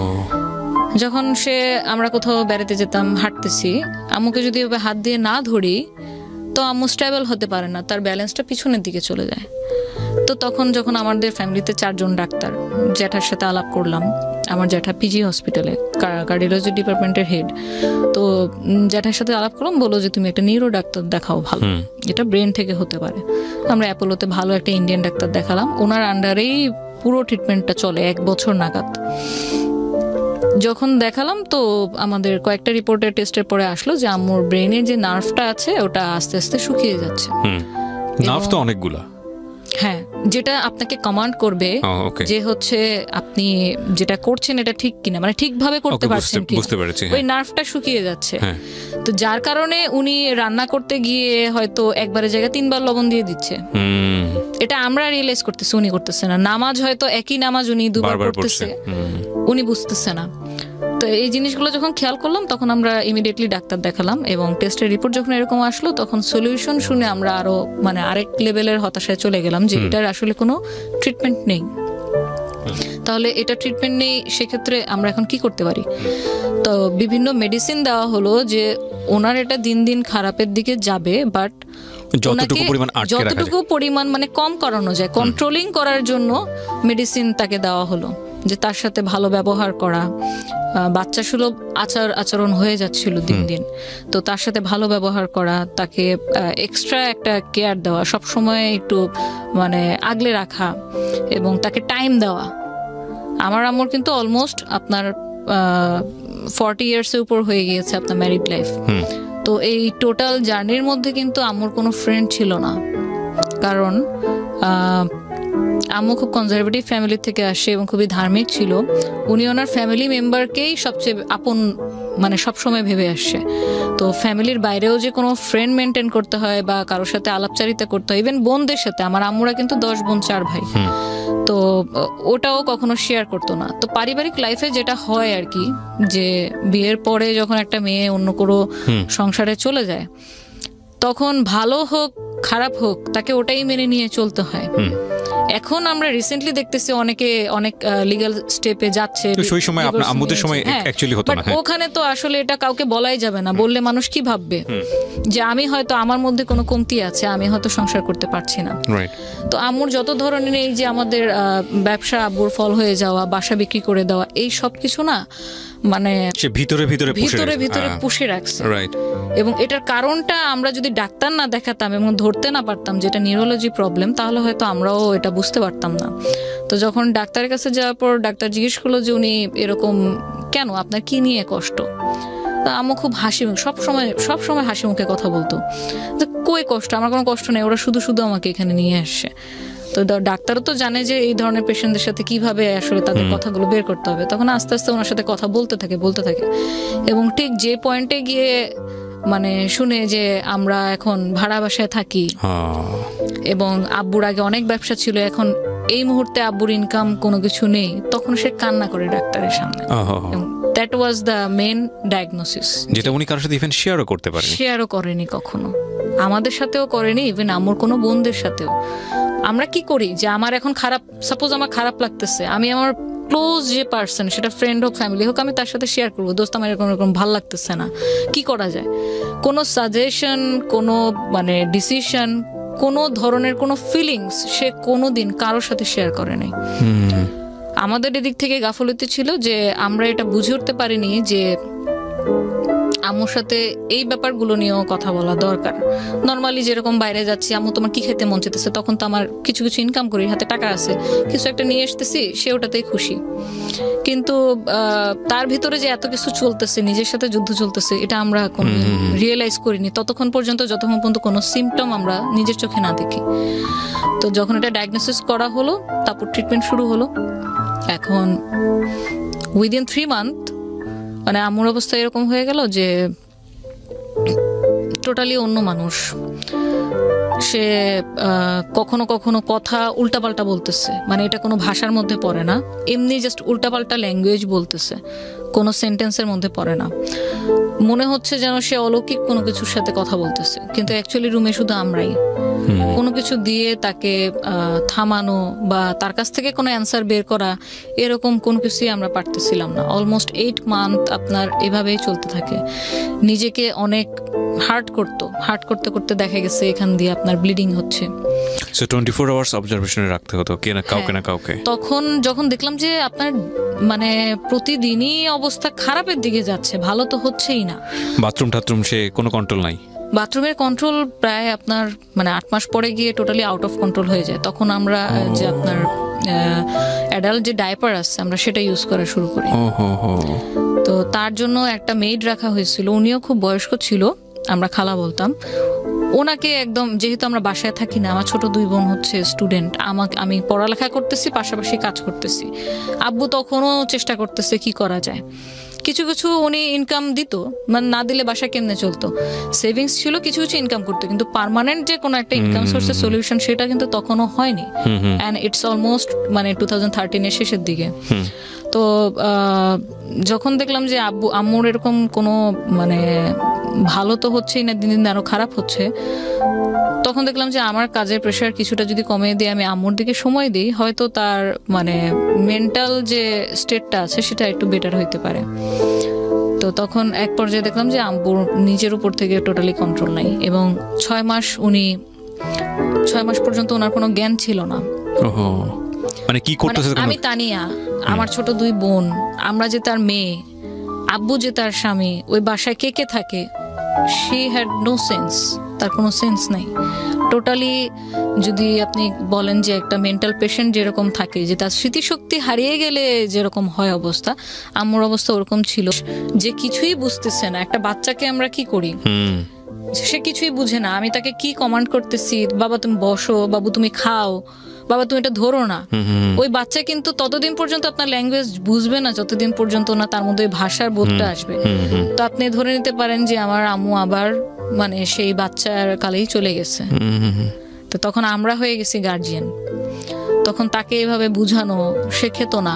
ট্যাবলেট যে দিচ্ছে ডাক্তার, ট্যাবলেট কিভাবে খাওয়াবো, কারণ উনি তো ট্যাবলেট দিলে তো এভাবে ছুঁড়ে ফেলে দিতেছে, এদিক ওদিক ফেলে দিতেছে, মুখ থেকে ফেলে দিতেছে, খাবে না, তিতা। তারপর কলা ছিলে, কলায় ভরে ভরে তাকে ওই ট্যাবলেট খাওয়াইছি, কারণ এই ট্যাবলেট যদি না খাওয়াই তাহলে আমার হাইপার টেনশন আরো বাড়তে থাকবে, আর যত বেশি হাইপার টেনশন বাড়বে উনি ফিজিক্যালি তত মানে নিজেকে হার্ট করবে। এই জিনিসগুলো মানে এটা যে ফেস না করেছে সে বুঝতে পারবে না যে আসলে কতটা ভয়ঙ্কর রকমের যুদ্ধ হতে পারে নিজেদের পরিবারের মধ্যে, নিজেদের সাথে। মানে আপনি ভেবে দেখেন যে মানুষটা তার লাইফের অলমোস্ট মানে 42 ইয়ার্স শুধু সংসার জীবনে কাটিয়ে দিছে, তার স্বামী তার বাচ্চাদেরকে নিয়ে। এবং আমার আম্মু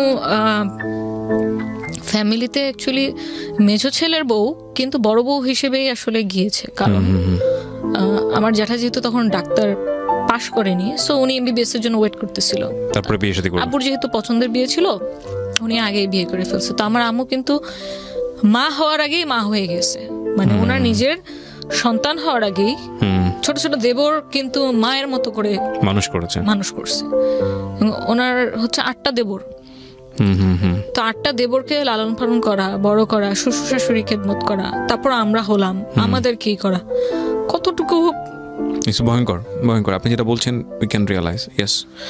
but the thing is that আপনি সন্তান হিসেবে এই জিনিসগুলো রিয়েলাইজ করেছেন, এবং অনেক সন্তানই এটা করে না। আমরা শেষ পর্যন্ত কন্টিনিউ করব। যারা দেখছেন তারা দেখলে বুঝবেন যে আসলে কি অসাধারণ একটা গল্প, কি অসাধারণ একটা জীবনযুদ্ধ এই মেয়েটি করেছে, এবং she is a great successor. আমরা যাই সামনের দিকে, জি প্লিজ।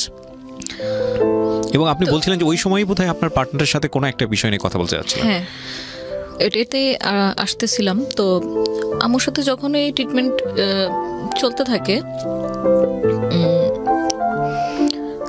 একদিন হঠাৎ আমরা কিন্তু খুব ভালো কাজ করতেছিলাম। আমাদের অলমোস্ট তখন আমি যদি একটু মেনশন করি, আমরা 100টার উপর ওয়েডিং ইভেন্ট করে ফেলি 4 বছরে, উইদিন 4 ইয়ার্স 100টার উপর ওয়েডিং ইভেন্ট করে ফেলি, এবং বার্থডে প্লাস আপনার 40-50টার মতো হয়ে যায়। আমরা আস্তে আস্তে খুব রিনোন হয়ে যাই, আমাদের রেগুলার কাজ আসতে থাকে, আমরা কাজ করতে থাকি। হয় কি, আমি জাস্ট নিজের লাইফে আমার আব্বুর প্রতিচ্ছবি দেখতে পারতেছিলাম।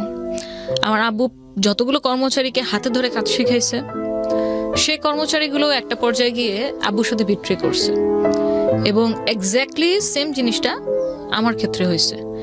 আমি 4 বছর ধরে হাতে কলমে ধরে হোয়াট ইজ ইভেন্ট ম্যানেজমেন্টে কি কি জিনিস থাকে, আমরা কিভাবে ক্লায়েন্টকে অ্যাপ্রোচ করব, ক্লায়েন্ট কিভাবে আমাদের খুঁজে পাবে, আমরা কাকে দিয়ে কোন কাজ করাবো, কোন জিনিস কোথায় পাওয়া যায়, কোন কাজের বিল মার্কেট ভ্যালু অনুযায়ী কতটুকু রাখলে আমরা কাজের ডিলটা লক করতে পারবো, ক্লায়েন্টকে প্রেজেন্টেশন কিভাবে দিব, বার্গেন কোন লেভেলে করব, প্রফিট মার্জিন কত থাকবে, আমাদের মার্কেটিং কস্ট পরবর্তীতে কি কি থাকবে, ইচ অ্যান্ড এভরি ডিটেল হাতে কলমে শিখানো হয়েছে। কারণ ও তো ওই ব্যাকগ্রাউন্ড থেকে ছিল না, বাট আমার তো পার্সোনাল এক্সপিরিয়েন্স ছিল। ইনস্ট্যান্ট একদিন 2014 ফেব্রুয়ারিতে জাস্ট এমনি কোনো আগের থেকে কোনো ঝগড়াঝাটি নেই, কোনো মারামারি কাটাকাটি, নাথিং, ইনস্ট্যান্ট একদিন বলে বসলো, তা নিয়ে আমি আর পার্টনারশিপে বিজনেস করব না। তো আই সেড ওকে, রিজন, কারণ কি, কোনো প্রবলেম হয়েছে আমাকে বলো, শেয়ার করো। তো বললো যে না, কোনো প্রবলেম নাই, বাট আমার কাছে মনে হইতেছে পার্টনারশিপে বিজনেস করা আর উচিত হবে না, আমি পার্টনারশিপে বিজনেস করতে চাই না। তো এখন সবচেয়ে তখন আমার কাছে যেটা মনে হলো যে আমি এত কিছু করলাম, জাস্ট কিছু যদি ডকুমেন্টস থাকতো আমার, আমি হয়তো এই সিচুয়েশনটাকে, যখন আমার আম্মু অলমোস্ট মানে এরকম এত অসুস্থ, আমি এত টেনশনে আছি, এখন বাসায় অ্যাডিশনাল আম্মুর একটা ওষুধের খরচও অ্যাড হয়েছে, এবং যে ওষুধগুলো দিত তাতে মান্থলি আপনার 5-6 হাজার টাকা দিয়ে শুধু ওষুধের খরচে চলে যেত। তো তখন আসলে আমার মাথায় কাজ করতেছিল না, আমার জাস্ট এটা মনে হচ্ছিল যে আমি সবচেয়ে বড় ভুল যেটা করলাম, পার্টনার হিসেবে নিয়েছি, সেটার কোনো ডিড আমাদের ছিল না।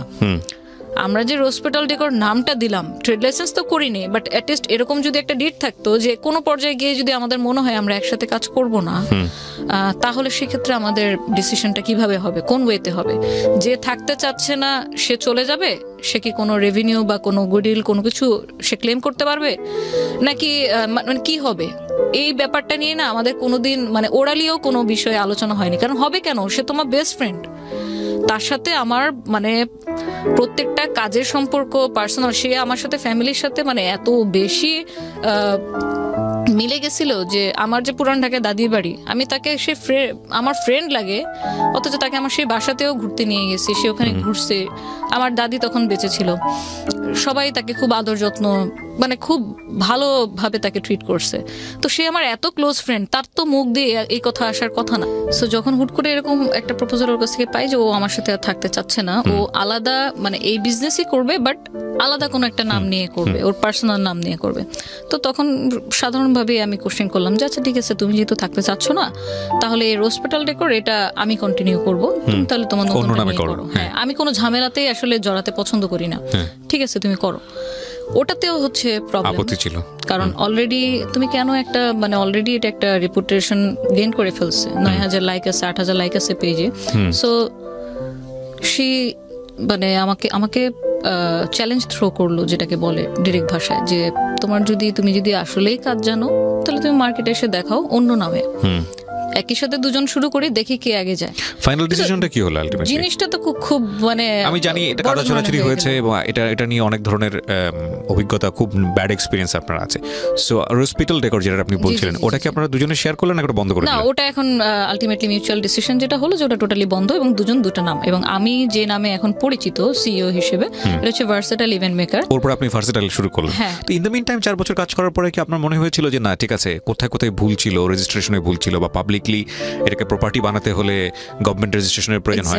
এক্স্যাক্টলি। সো আমি জাস্ট সেটাই করলাম, যে আমার এই 4 বছরের যে বিটার এক্সপিরিয়েন্সটা হলো, যে কি গাফিলতির কারণে আমি আজকে এই দশা হলো, আমি সেই সবকিছুই আমার এই নেক্সটের ক্ষেত্রে আমি ইমপ্লিমেন্ট করলাম। আমার এখন ট্রেড লাইসেন্স, টিন সার্টিফিকেট, নিজস্ব অফিস, সবকিছুই, এবং আমার সোর্সিং আমি ছাড়া কেউ জানে না, যে ভুলটা আমি আমার মানে পাস্ট এক্সপিরিয়েন্স আর কি গেইন করলাম।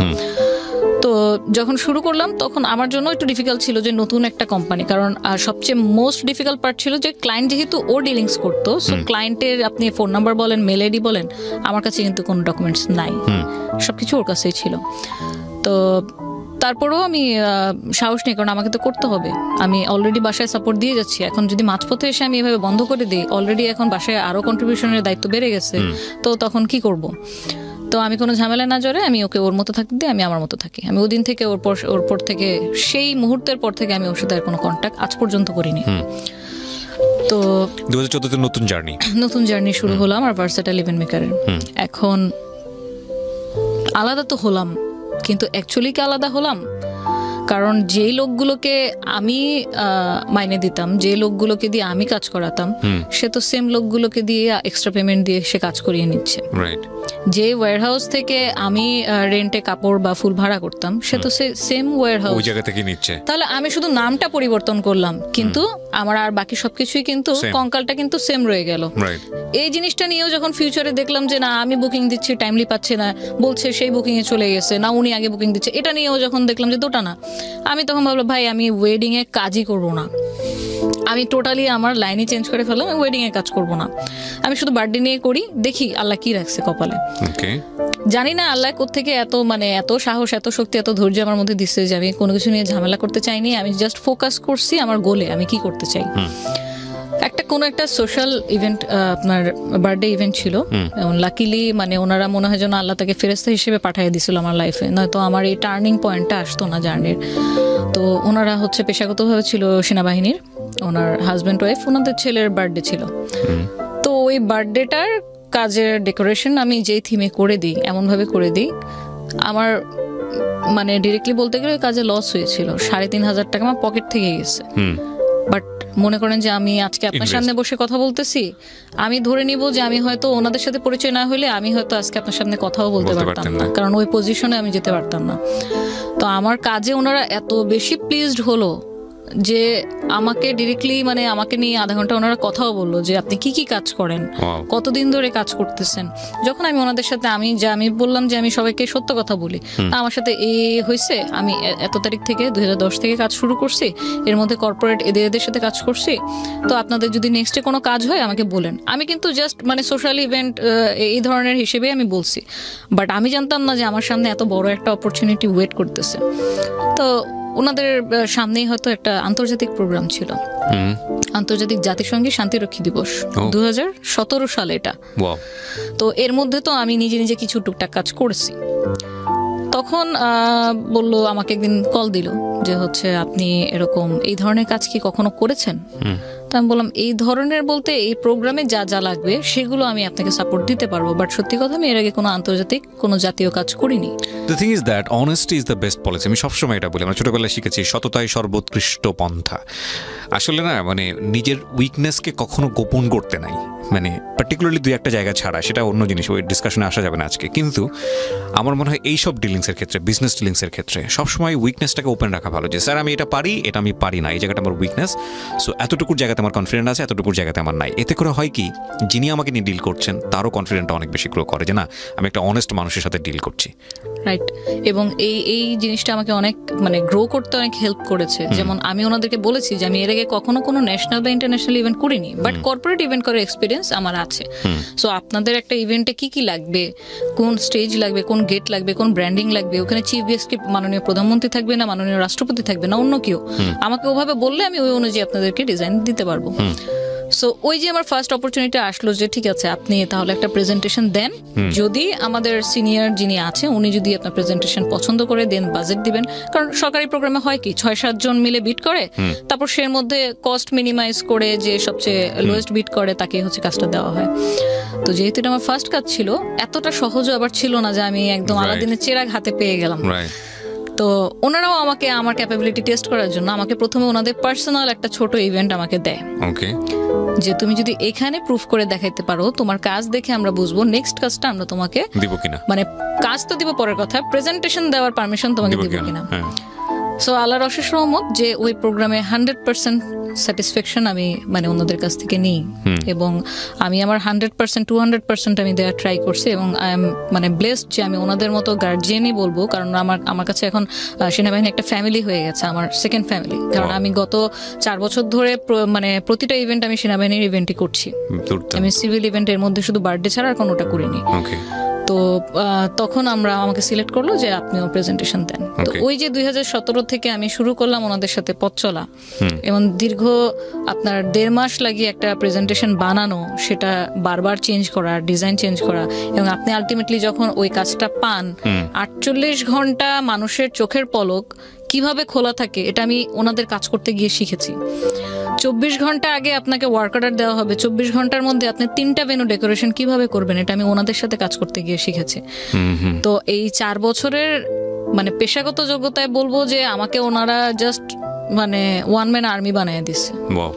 তো এখন যদি আমাকে অনেক অনেক মানে আমি কি বলবো, আমি খুবই গর্ববোধ করি এটা বলতে যে আমি সেনাবাহিনীর কাজ করি, কারণ আমার কিছু প্রোটোকলের কারণে এই ধরনের প্রোগ্রামের কোনো ডকুমেন্টেশন কোনো কিছু আমরা মানে পাবলিকলি এটা দেই না। এখানে আমাদের কিছু প্রোটোকলের ব্যাপার আছে, যতটুকু দেওয়া প্রয়োজন আমরা শুধু ততটুকুই আমাদের ফেসবুক পেজে দিই। তো অনেকেই ভাবে কি আমার পুরাতন যে ক্লায়েন্টরা যে আপু আপনি কি এখন ইভেন্ট করেন না, আপনি কি ইভেন্ট ছেড়ে দিচ্ছেন? তো তারা হয়তো জানে না যে ভার্সেটাইল ইভেন্ট মেকার হচ্ছে আমার কোম্পানি।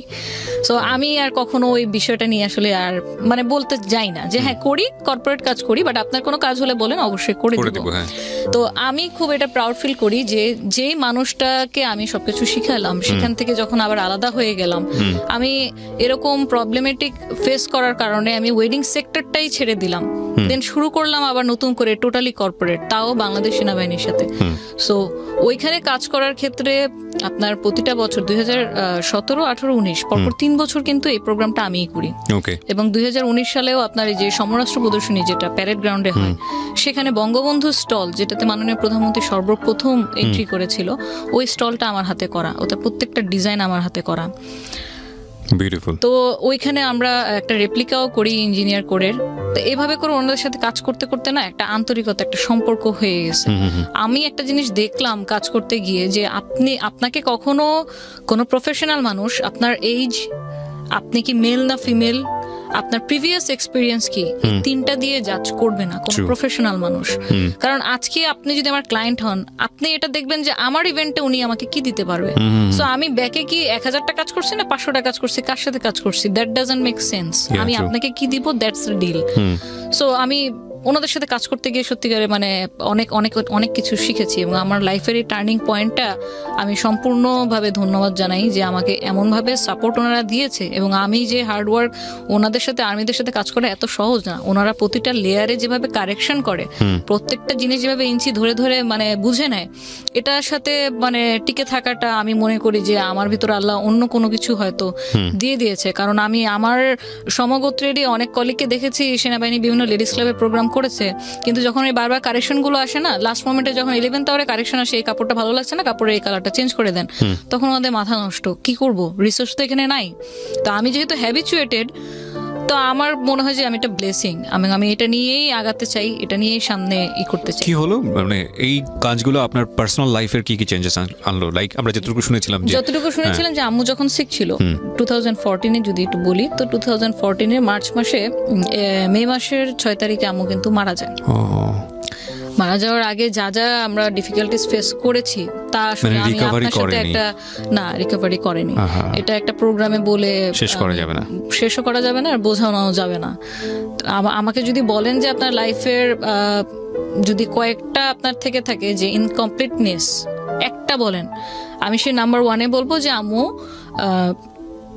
যখন তাকে হসপিটালে ভর্তি করলাম, যে না বাসায় কন্ট্রোল করা যাচ্ছে না, বাসায় উনি অনেক বেশি হাইপার হয়ে যাচ্ছে, এবং উনি খাওয়া দাওয়া করছে না বলে ডিহাইড্রেশনে ওনার ঠোঁট কালো হয়ে গেছে। এখন যদি আমি ইমিডিয়েটলি ওনাকে স্যালাইন না দিই, আমিও আমাকে বাঁচাতে পারবো না। ইবনে সিনা বলেন, আমাদের ধানমন্ডির আশেপাশে যে কটা হসপিটাল প্রাইভেট ছিল কেউ ভর্তি রাখেনি। কেন? কারণ সবাই ভাবতেছে উনি মেন্টাল পেশেন্ট। তো ওনাকে তো নর্মাল হসপিটালে কেউ ভর্তি রাখেনি। তারপর আমরা ওখানে বাবর রোডেই একটা প্রাইভেট হসপিটাল ছিল, মানসিক হাসপাতাল, সেখানে আম্মুকে মানে নিয়ে যাই, যে দেখেন দিন ভর্তি থাকে, এবং ওদের যে রুলস রেগুলেশন ছিল যে পেশেন্টের সাথে পেশেন্টের কোনো অ্যাটেন্ডেন্স অ্যালাউ না, কারণ ওইখানে ওনারা আল্লাহ জানে মানে এমন ভাবে ট্রিট করে পেশেন্টের সাথে যেটা মানে অ্যাটেন্ডেন্সটা দিতে পারবে না। আমি সেখানে, আম্মু কোনো সেন্স নাই, আমি যে তার মেয়ে সে জানেও না, কিন্তু আম্মুকে যে নিয়ে যাচ্ছে টেনে, আম্মু আমার হাত এভাবে ধরে রাখছে, হাত ছাড়তেছে না, মানে সেটা রিয়েলাইজ করতেছে, বুঝতেছে যে কোথাও যাচ্ছে। তো পরে আমিও তো নাছোড়বান্দা, মানে আমি আসলে সত্যি কথা বলতে আমি আম্মুকে কখনো কোনো এরকম হার্ডশিপ ফেস করতে হবে এটা আমাদের ধারণার বাইরে। হুটহাট সব কিছু চেঞ্জ হয়ে গেল লাইফের, সব এভরিথিং। 7 দিন এখানে ভর্তি থাকার পর প্রতিনিয়ত ইনজেকশন পুশ করতেছে, স্যালাইন দিচ্ছে, খাওয়ানোর চেষ্টা করতেছে। কিছু কিছু ভালো মানুষ থাকে যে আপনার মারা যাওয়ার আগে খুব ভালো ভালো কথা বলে, ভালো মেমোরিগুলো দিয়ে যায় যাদেরকে রেখে যায়। তো আম্মুর সাথে যে এই 1 বছর এত অসুস্থতা, এত কিছু, আমাদেরকে চিনতে পারতেছে না, নিজেকে হার্ট করতেছে, খাচ্ছে না, ডাইপার চেঞ্জ করানো লাগতেছে, গোসল করানো লাগতেছে, সবকিছু আমরা করতেছি। ঠিক মারা যাওয়ার আগে 1 সপ্তাহ উনি পুরো সুস্থ, মাশাআল্লাহ। উনি চিনতেছে, ওনার মধ্যে কোনো হাইপার টেনশন কাজ করতেছে না। জাস্ট ওই হসপিটাল থেকে নিয়ে আসলাম, আব্বুকে দেখে জড়ায়া ধরলো, মানে এতদিন পর দেখছে। 6 মাস পর যখন আমার মা আমাকে চিনতেছে, এর চেয়ে খুশির আর কিছু নাই। It's a blessing. তো আমরা আবার ফলো আপের জন্য ডাক্তারের কাছে যাই। তো ডাক্তারের সময় যাওয়ার জন্য আম্মু সবসময় মানতো যে হচ্ছে ম্যারিড মহিলাদের নাক ফুল থাকা লাগবে, চুড়ি পরা থাকা লাগবে, নয়তো এটা ভালো না। তো আম্মু তো চুড়ি খুঁজতেছে, তানি আমার চুড়ি কোথায়, আমাকে চুড়ি দিয়ে, হুইল চেয়ারে বসা, ডাক্তারের কাছে যাবো। তো আমি বলছি আম্মু তোমার চুড়ি তো খুলে রাখছি, তুমি এরকম ব্যথা পাও এই জন্য খুলে রাখছি। ডাক্তার বলছে ওনার সামনে কোনো ধরনের কোনো জিনিসপত্র রাখবেন না, উনি যদি হার্ট করে। আচ্ছা ঠিক আছে, তাহলে আমি তোমাকে চুড়ি আইনে দিব না। আমাকে কবে কিনে দিবা? কিনে দিব, আমি কালকে চুড়ি কিনে দিব। আচ্ছা ঠিক আছে, তাহলে এখন কিছু একটা দাও। পরে আমাদের ব্রেসলেট খুলে আম্মুকে পরাইয়া দিচ্ছি। তখন আর ভিতরে যাইনি যে চুড়ি বের করবো। এই কালকে যে আমার লাইফে আর কোনোদিন আসবে না, এটা তো ভাবি নাই। আমি জাস্ট পরের দিনই আমি একটা বিল পাইলাম আমার কাজের, ভালো অঙ্কের টাকা ছিল। আমার দুলাভাইকে নিয়ে বসুন্ধরা সিটিতে গেলাম, গোল্ডের দোকানে চুড়ি কেনার জন্য। এখন আম্মুর যে ফিজিক্যাল প্রবলেমগুলো হচ্ছিল, এটার জন্য আমরা আবার বাসায় ফিজিওথেরাপিস্ট অ্যাসাইন করি, যে ওনাকে কিভাবে হাত এরকম করা যাবে, পা ব্যায়াম করানো, মুখের ব্যায়াম করানো, এই জন্য ফিজিওথেরাপিস্ট হায়ার করি। ওটাও চলছিল ভালো।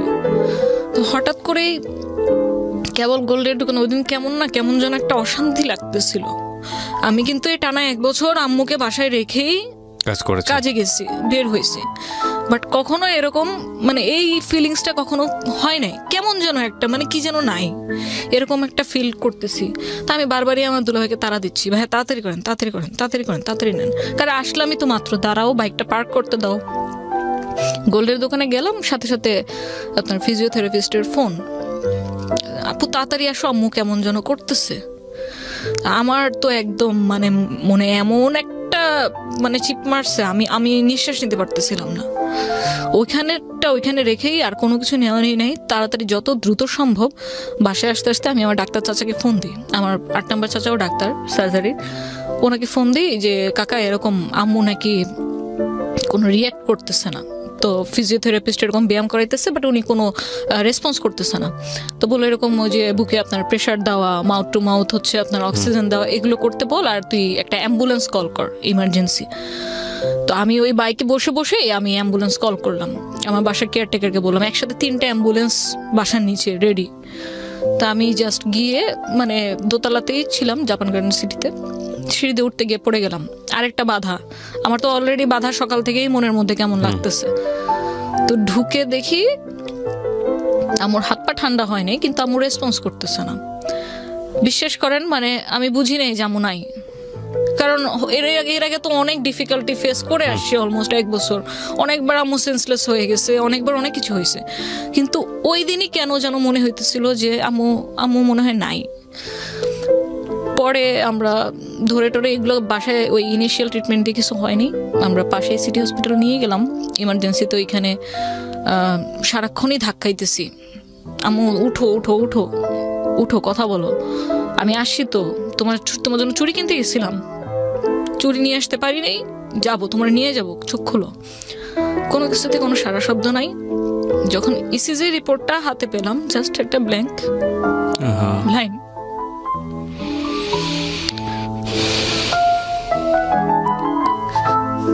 আই এম রিয়েলি সরি যে আপনাকে এরকম একটা মোমেন্টের মধ্যে দিয়ে নিয়ে যাচ্ছি। আমি একটা কথা বলি প্রিয় দর্শক এবং শ্রোতা, এই ভিডিওতে আপনারা দেখতে পাচ্ছেন না ফর সাম টেকনিক্যাল রিজন। আমি এমন একটা জায়গায় বসে ভিডিওটা করছি যেখানে দুটো ক্যামেরা বসানো যায় না। সো শুধু একটা কথাই বলতে পারি আপনাদেরকে যে এই 30 ইয়ার্স বা 31 ইয়ার্সের লাইফে তানিয়া যেটা ফেস করেছে, আপনারা হয়তো কেউ কেউ তাদের ব্যক্তিগত জীবনে অনেক বেশি ফেস করেন, কিন্তু এই মেয়েটা বাংলাদেশের সামাজিকতার জায়গাটা থেকে যে আপস অ্যান্ড ডাউন ফেস করে আজকে নিজেকে যে জায়গাটা এস্টাবলিশ করেছে, সেটা একটা ভয়ঙ্কর যুদ্ধ। এটা একটা অসাধারণ মোটিভেশনাল স্টোরি। আমি রিয়েলি সরি যে আপনার মাকে 2014-তে না, কত সালে মনে চলে গেলেন? 2014-তে চলে গেলেন, এপ্রিল মাসের। আপনার বাবা তো এখনো বেঁচে আছেন নিশ্চয়ই? হ্যাঁ, আব্বু বেঁচে আছে। আব্বু বেঁচে আছে, আব্বু ভালো আছে, সুস্থ আছে। করোনা পজিটিভ ছিল, 15 দিন হসপিটালে ভর্তি ছিল, এখন ভালো সুস্থ। তো এরপরে কি হলো? মানে 2014-তেই তো আপনার আবার বিজনেসটাও ডিভাইড হয়ে যায়, ওই সময়টাতেই একই ঘটনা, একই বছরে, মানে দুটো ট্র্যাজেডি। রাইট। তো হচ্ছে প্রফেশনাল লাইফ আর হচ্ছে আম্মুর পার্সোনাল লাইফ। বাট আপনি গিভ আপ করেন নাই? আমি গিভ আপ করিনি কেন ভাইয়া, আমি মানে বয়সের তুলনায় অতিমাত্রায় আমি প্র্যাকটিক্যাল। তো মন খারাপ কার না হবে? যার মা নাই তার কেউ নাই। আমার এত সাকসেস, এত মানে অলরেডি অ্যাসেট আমি ক্রিয়েট করেছি কাজ করে, অলরেডি একটা সামাজিক একটা পজিশন আমি নিতে পারছি। বাট এই সব কিছুর ভ্যালুর সাথে যদি আপনি মেজার করেন, আম্মু নাই, আমার কাছে মনে হবে আমি আসলে খালি। আমি যদি একটু শর্ট করে কোশ্চেনগুলো করি আপনাকে, আপনার সাথে এখন কতজন এমপ্লয়ি কাজ করছে? আপনার ইউনিভার্সাল না ভার্সেটাইল ইভেন্ট মেকার আমার হচ্ছে বেতনভুক্ত আছে 15 জন। রেগুলার বেতন পায় আপনার এখান থেকে? বেতন পায়। ওকে। এবং আমি যেটা মানে আস্তে আস্তে যেটা আমার গ্রো করছে বিজনেসে, যে আমি যদি যতদিন নিজে স্বাবলম্বী না হব, আমি আমার ক্লায়েন্ট হারাবো। কারণ এত কম্পিটিটিভ মার্কেটে আপনাকে টিকে থাকতে হলে আপনাকে কস্ট মিনিমাইজ করতে হবে। সো আমি যখন আমার লাইট লাগতেছে, সাউন্ড লাগতেছে, ট্রাস্ট লাগতেছে, এলইডি লাগতেছে, যেহেতু কর্পোরেট কাজ সব করতেছি কন্টিনিউ, আমার গ্লাস সিস্টেম লাগতেছে, আমি যখন হায়ার করতেছি তখন কিন্তু এখানে আমার ব্রোকারকে একটা চার্জ দেওয়া লাগতেছে। আস্তে আস্তে টাকা জমিয়ে আমি এই জিনিসগুলো নিজেই কিনে ফেলি। মানে এগুলো সব আপনার নিজের এখন আছে? হ্যাঁ, আমার নিজের আছে। সো আমি যদি অ্যাসেট ভ্যালুর জায়গাতে যাই, আপনি রাইট নাও তো আপনি এমবিএ কমপ্লিট করেছেন বোধহয়? আমি মাস্টার্স কমপ্লিট করেছি অ্যাকাউন্টিং থেকে, ওইসিটি কলেজ থেকে 2016-এ। এরপর আমি আইসিএমবিও করেছি লেভেল 2 পর্যন্ত। ওকে। আপনি এরপরে নিজের প্রতিষ্ঠানটা গ্রো করেছেন, কোথাও জবের জন্য ট্রাই করেননি? না, জব আসলে আমার ছোটবেলা থেকে কখনো করার ইচ্ছা ছিল না। সো আপনার এই অ্যাসেট ভ্যালু যদি বলি, আপনার 2000 মাত্র 6 বছর হয়েছে আপনার প্রতিষ্ঠানে, অ্যাসেট ভ্যালু যদি বলি আপনার প্রতিষ্ঠানে, সেটা কত? আমার আনুমানিক এটা 35 লাখ প্লাস। 35 লাখ প্লাস এই মাত্র আপনার 6 বছরে? 6 বছর। এবং সেখানে 15 জন মানুষের 15টা পরিবার আপনার এটাতে ইনভলভ। জি। আপনার বাবার ঋণের কি অবস্থা?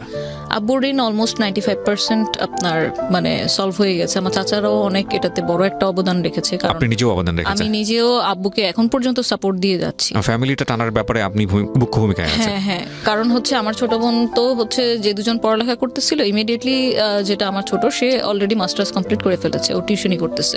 বাট তার চেয়ে ছোট যেটা আছে, ওর পড়ালেখার খরচ তো স্টিল নাও বিয়ার করতে হচ্ছে। এবং আমি যে 2010 থেকে জার্নিটা শুরু করলাম আমার ব্যবসায়িক জীবনে, আমি কিন্তু 2010 থেকে আব্বুর কাছ থেকে ওই যে 100-200 টাকা করে পকেট মানি এখন পর্যন্ত আমি আটানাও নিইনি। এই 20 বছর আমার পড়ালেখার খরচ, আমার চিকিৎসা, আমার শখ, আমার আহ্লাদ, আমার সবকিছু পূরণ আমি নিজেই করেছি। আপনাকে আমি প্রশ্নটা অনেক শুরু থেকেই করবো ভাবছিলাম, সেটা হলো যে যেই ভূমিকায় আপনি ছিলেন সেটা একটা ছেলের ভূমিকা। আমাদের সামাজিকতার দৃষ্টিভঙ্গিতে সবাই চিন্তা করে যে একটা ছেলের ভূমিকা এটা। আপনি কি ধরনের প্রবলেম ফেস করেছেন, বা আপনি একই সাথে প্রবলেমের জায়গাটা না গিয়ে বরং আমি এই জায়গাটাকে যদি ডিফাইন করতে চাই, যে একটা মেয়ের জন্য আমাদের এই সোসাইটিতে গ্রো করা সহজ কিনা? না, এটা এখন পর্যন্ত দুঃখজনক হলেও সত্যি, এটা এখন পর্যন্ত সহজ না। কারণ দেখেন, যদি আমার লাইফের উদাহরণ দিয়ে আপনারা বুঝতে পারবেন, খুব শিক্ষিত একটা পরিবার, আমাদের প্রত্যেকটা চাচা বাবা সবাই অনেক শিক্ষিত। তো শিক্ষার যে অভাব আছে তা কিন্তু না, প্রচন্ড শিক্ষিত পরিবার। তারপরেও তার কিন্তু মেন্টালিটিতে আসছে যে এই যে কাজের বৈষম্যটা, তুমি এই কাজ কেন করবা, এটা তো একটা কামলা খাটার মতো কাজ। তো এই জায়গাটাতে কিন্তু এটা কিন্তু শিক্ষার কারণে হয় নাই, পারিবারিক থেকে কিন্তু একটা বাইন্ডিংস আমার ছিল। আমি কিন্তু প্রথম 6 মাস কিন্তু জানাইতে সাহস পাই নাই যে আমি এই কাজ করতেছি, কারণ আমি জানি প্রবলেম ফেস করতে হবে। এবং এর মধ্যে আরো যত ধরনের ইনসিডেন্ট হলো আমার সাথে, যেমন আমার একটা ছিনতাই হয়ে গেছিল, ল্যাপটপ চলে গেছিল, আমার 4 টেরাবাইট আপনার ব্যাকআপ ছিল, সেটাও চলে গেছিল। তারপরেও আমাকে এখানে সার্ভাইভ করে থাকতে হবে, কারণ আমি জানি আমি বিজনেস ছাড়া বা আমার যেটা বলি যে আমার শখ থেকে এটা নেশা হয়েছিল, নেশা থেকে পেশা হয়েছিল। সো প্রত্যেকটা এন্টারপ্রেনারের উচিত সে কাজটা করা যে কাজটা করলে তাকে মনে হবে না যে সে অ্যাকচুয়ালি কাজ করতেছে, কাজের মধ্যেই মজাটা। তো সমাজের দৃষ্টিকোণ থেকে বললে আমি এই যে ধরেন এখন তো অনেকটাই মানে বলতে পারি যে আমার ফ্যামিলিগত যে দৃষ্টিকোণটা ছিল সেটা অনেকটাই পরিবর্তন হয়ে গেছে। এখন আমার আব্বুও প্রাউড ফিল করে। আমি যখন ফোন করে বলি, আব্বু আমার প্রোগ্রামে মাননীয় রাষ্ট্রপ্রধান রাষ্ট্রপতি এসেছেন, লাইভ যাচ্ছে বিটিভিতে, তুমি দেখো। এটা বলতে আমার যতটা না ভালো লাগে, ওটা কিন্তু আমার ফ্যামিলি মেম্বারদের দেখতে আমার চেয়ে বেশি ভালো লাগে। আমি কোথাও ওয়েবিনার করছি, কোথাও ইন্টারভিউ দিচ্ছি, সেটার সাথে সাথে যখন লিঙ্কটা দেই, ওনারাই কিন্তু আগে দেখতেছে, ওনারা সাপোর্ট দিচ্ছে।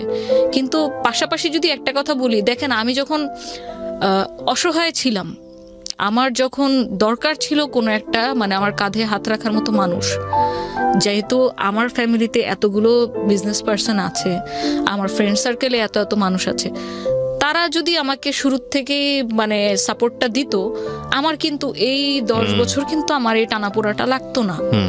তা আসলে কিন্তু সবকিছু ফ্যামিলি থেকে আগে আসা উচিত, পরে তো আমি সমাজে চিন্তা করব। আমি এক্ষেত্রে একটু ডিফারেন্ট এই কারণে, অনেকেই আমার জায়গায় হলে থেমে যেত যে না আব্বু চাচ্ছে না, আব্বু এটা পছন্দ করেন, আমি করব না। আমি অনেক কিছুই আব্বুর কারণে স্যাক্রিফাইস করেছি, যেমন বলেছি যে আমি এখন পর্যন্ত হচ্ছে আমি ফটোগ্রাফিটা আমি স্যাক্রিফাইস করলাম। তারপর আমি কখনো আমার সবসময় চেষ্টা করেছি যে ফিমেল ফ্রেন্ড সার্কেল মেনটেন করার, সেফটি সিকিউরিটি পারপাসে।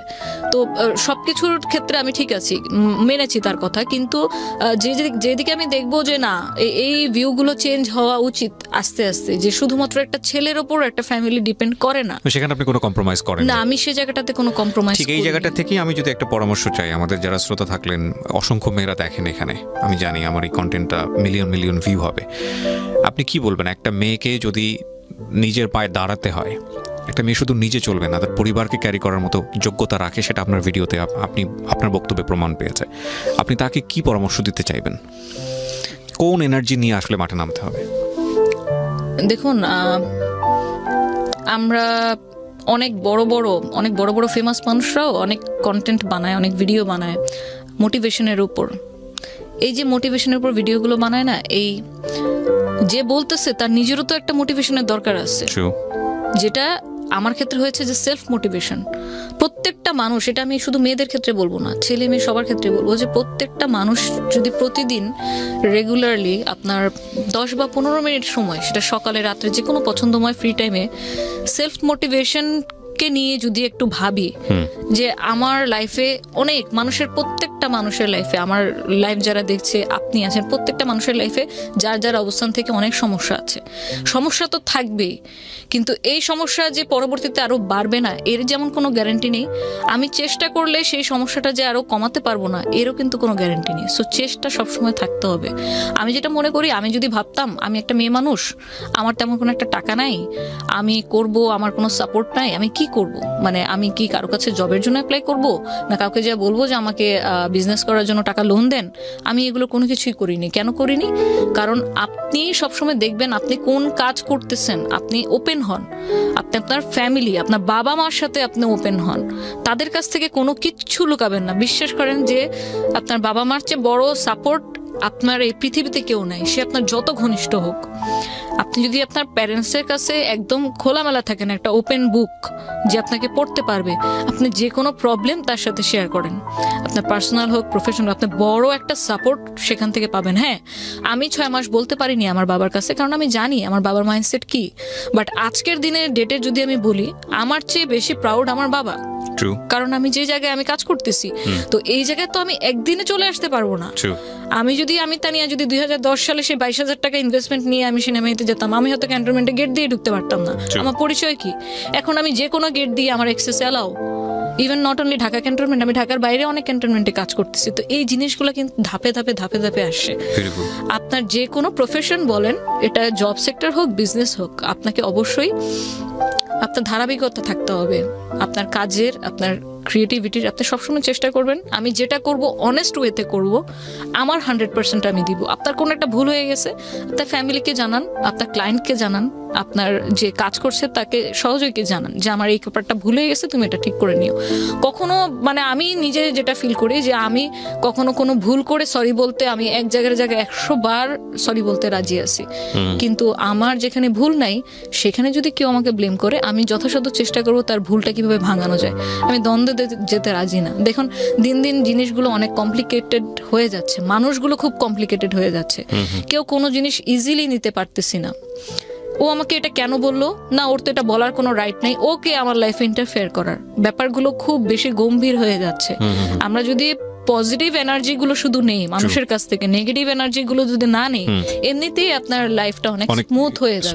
আমি এই জায়গাটা থেকে শেষ করতে চাই প্রিয় দর্শক এবং শ্রোতা, যে খুব চমৎকার একজন মানুষ, আমি তাকে ব্যক্তিগতভাবে অনেক পছন্দ করি, মুফতি মেনক। ওনার একটা খুব চমৎকার কথা ছিল, সেটা হলো যে লাইফ ইজ টু শর্ট। মানে জীবনটা এত স্বল্প সময়ের জন্য আমরা বেঁচে থাকি পৃথিবীতে, এই স্বল্প সময়ে আপনি ভালো জিনিস করে, ভালো জিনিস নিয়ে, ভালো জিনিস চর্চা করেই শেষ করতে পারবেন না। মানে পৃথিবীতে এত ভালো জিনিস আছে, সেখানে আপনি খারাপ জিনিস কেন নেবেন, খারাপ জিনিস কেন আপনার কাছে চলে আসবে? তবে এটা ঠিক যে life is a composite of all things. আপনি চাইলেই মানে শুধুমাত্র ভালো জিনিস দিয়ে আপনার পুরো দুনিয়াটা গড়ে, মানে আপনার পৃথিবীটা গড়ে নেবেন, এটা সম্ভব না। অনেক সময় না চাইতেও অনেক খারাপ জিনিস আমাদের মধ্যে চলে আসে, বাট সেটাকে ট্যাকল করা, ধৈর্য ধরে সেটাকে ফাইট করা, ধৈর্য ধরে সেটাকে ওভারকাম করা, সেটা আমাদের জায়গাটা থেকে আমরা করতে পারি। তার জ্বলন্ত উদাহরণ হচ্ছে আজকের তানিয়া। আমি থ্যাংক ইউ জানাই, অন্তর থেকে ধন্যবাদ জানাই। যখন আমি বসছিলাম আপনার সঙ্গে, আমি অসংখ্য মানুষকে ইন্টারভিউ করেছি। আমার লাইফের যদি বলেন অ্যাচিভমেন্ট বলেন, আমি অনেক মানুষের গল্প শুনেছি, এটাই আমার অ্যাচিভমেন্ট। এর বাইরে আসলে আমার তেমন কোনো কাজ নাই।